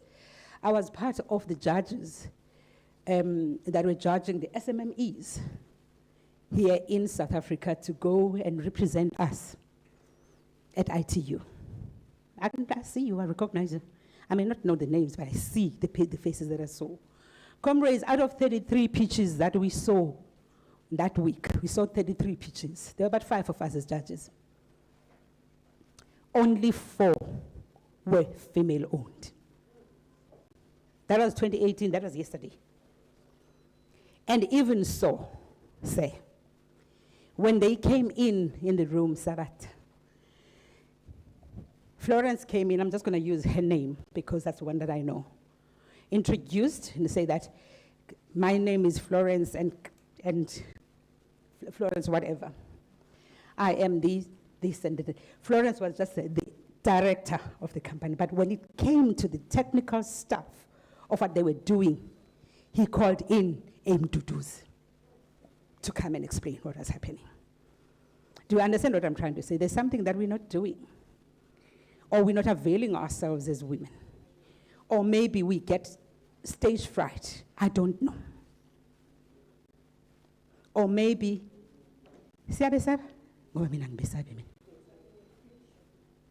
sorry? So maybe we exclude ourselves. So there's something that needs to be done. It can't be my fight. Whenever we talk about women, everybody looks at me as if it's my fight. It's not my fight. It's ours, all of us. I can't be the only woman here, and I don't like that term, the only. You can't be the only all the time. Can't be me and Stephanie, who are seated here. And we're laughing with the president when they were looking at one of the positions in here. And I realized that, and he said that it's youth, people can actually do that. And I realized when I was looking at my phone, hey, laba banta khuluma ngabo naba in this phone. It should not happen like that. We should open up the doors for women. We should encourage women. One of these kids, I was happy. I actually even went and stood next to Tejo. Now I know your name. And I gave her a hug to say to her, I'm here next to you. Kuluma. We're not marking your English here. Kuluma, the way that you want. So comrades, let me take it back to you. Now you go back to your provinces. The spirit of what we had here. Because the last thing that we did was to make money. Let us go and make that money. We were actually in those commissions. You didn't even understand that we were actually in those commissions. And I liked the comrade here. I've just forgotten your name, but I'm pointing at you. They already have got their own group. But Tina, as Pumala, we are a group already. I wonder how many of you have done that, because it happens that we go to these conferences. You meet a person, you connect with a person. The next thing, Mas Pumala, we forget about each other. We go back and work in our silos, which is what we have been doing before. I'm hoping when we meet again, we will have made money. Because I wasn't part of you. I hope we would have made money. And I hope women who are in this room, you're going to recruit other women. You're going to tell them it is happening in here. We cannot always take the back seat at all. We should also take this position. We should also be out there. Men, please welcome us. Don't make us feel stupid, because we're not. One thing that we're not is being stupid. We may just not know how to express ourselves, because we are not the same. Other people are very good. They can express themselves in terms of kuluma. Others can do. Learn and understand your province and use their strengths. PECs, use their strengths. Because those people, they need you. They look up to you. So even women, please do that with them. A struggle I managed, or I led women in ICT as a CEO of South African Women in ICT. It was the same thing. It was the same thing. There's something somewhere. There's something somewhere. And it's not my fight. Let us all do it. Let us get these people, because we are more than 50% abafas.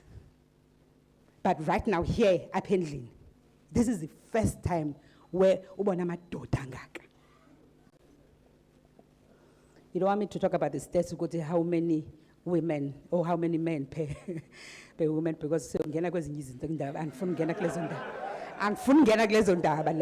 one man, one woman, that's it. But here we are. You know, without really making this thing long, we all need each other. We are not all knowledgeable on everything the same. There's so much I don't know. Oh, there is so much I don't know.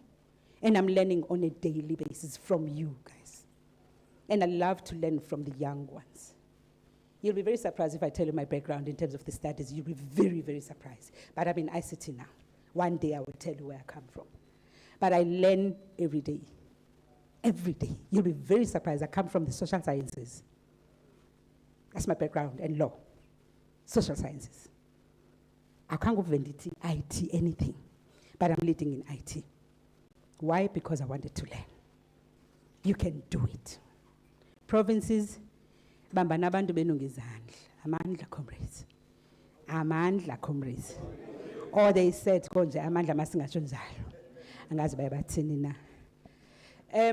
I can't see any now of my NEC members. The president is gone.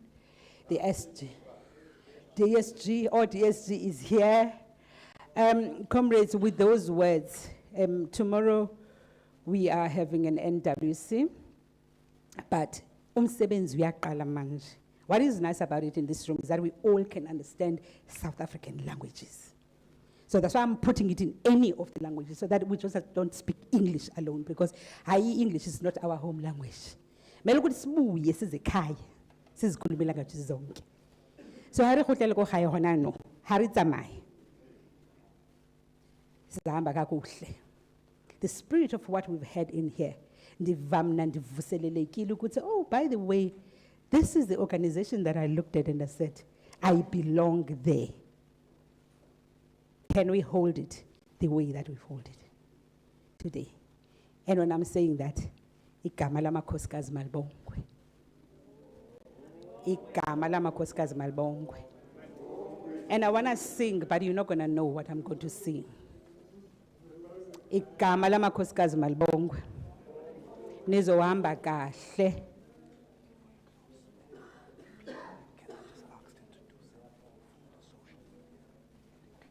Okay. Before I close.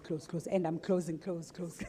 And I'm closing, close. DSG said, before you close, DP, I want to ask something. I want to ask them to do something. Please ask them, because I was closing. Comrades, on the count of 3, I want us to repeat it 3 times. Ne? We are PBICT. We are PBICT, we are PBICT, ne? and I'll move with the camera like this to capture everyone. While you're doing it, please wave at everyone who missed out at being at this NGC, please. Ne? All right. On the count of 3, 1, 2, 3. We are PBICT. We are PBICT. We are PBICT. We are PBICT. Comrades, thank you so much for your patience. Thank you so much for giving everything. Aye, but my comrades, ase Gauteng. Aye, but my comrades, ase Gauteng. Thank you so much for giving it your all. The spirit of what was happening here, let's go with it. Let us support one another. Let us correct each other where we see Uguti. Aye, hey, lama comrades, lana. Ubano pali noisemakers. Ubano pali noisemakers. Aye, let us take whatever that was happening in here, sibuyisele kuma provinces, because we are only the delegates as Konalapa, but we've got other people who are waiting for us back home. Now, the conference has been closed. Watinti mbokodo, watintu mama, watinti mbokodo. Ay, Kulan, watinti mbokodo, watintu mama, watinti mboko, watintu mama, tinda, mama, ay, yabanani.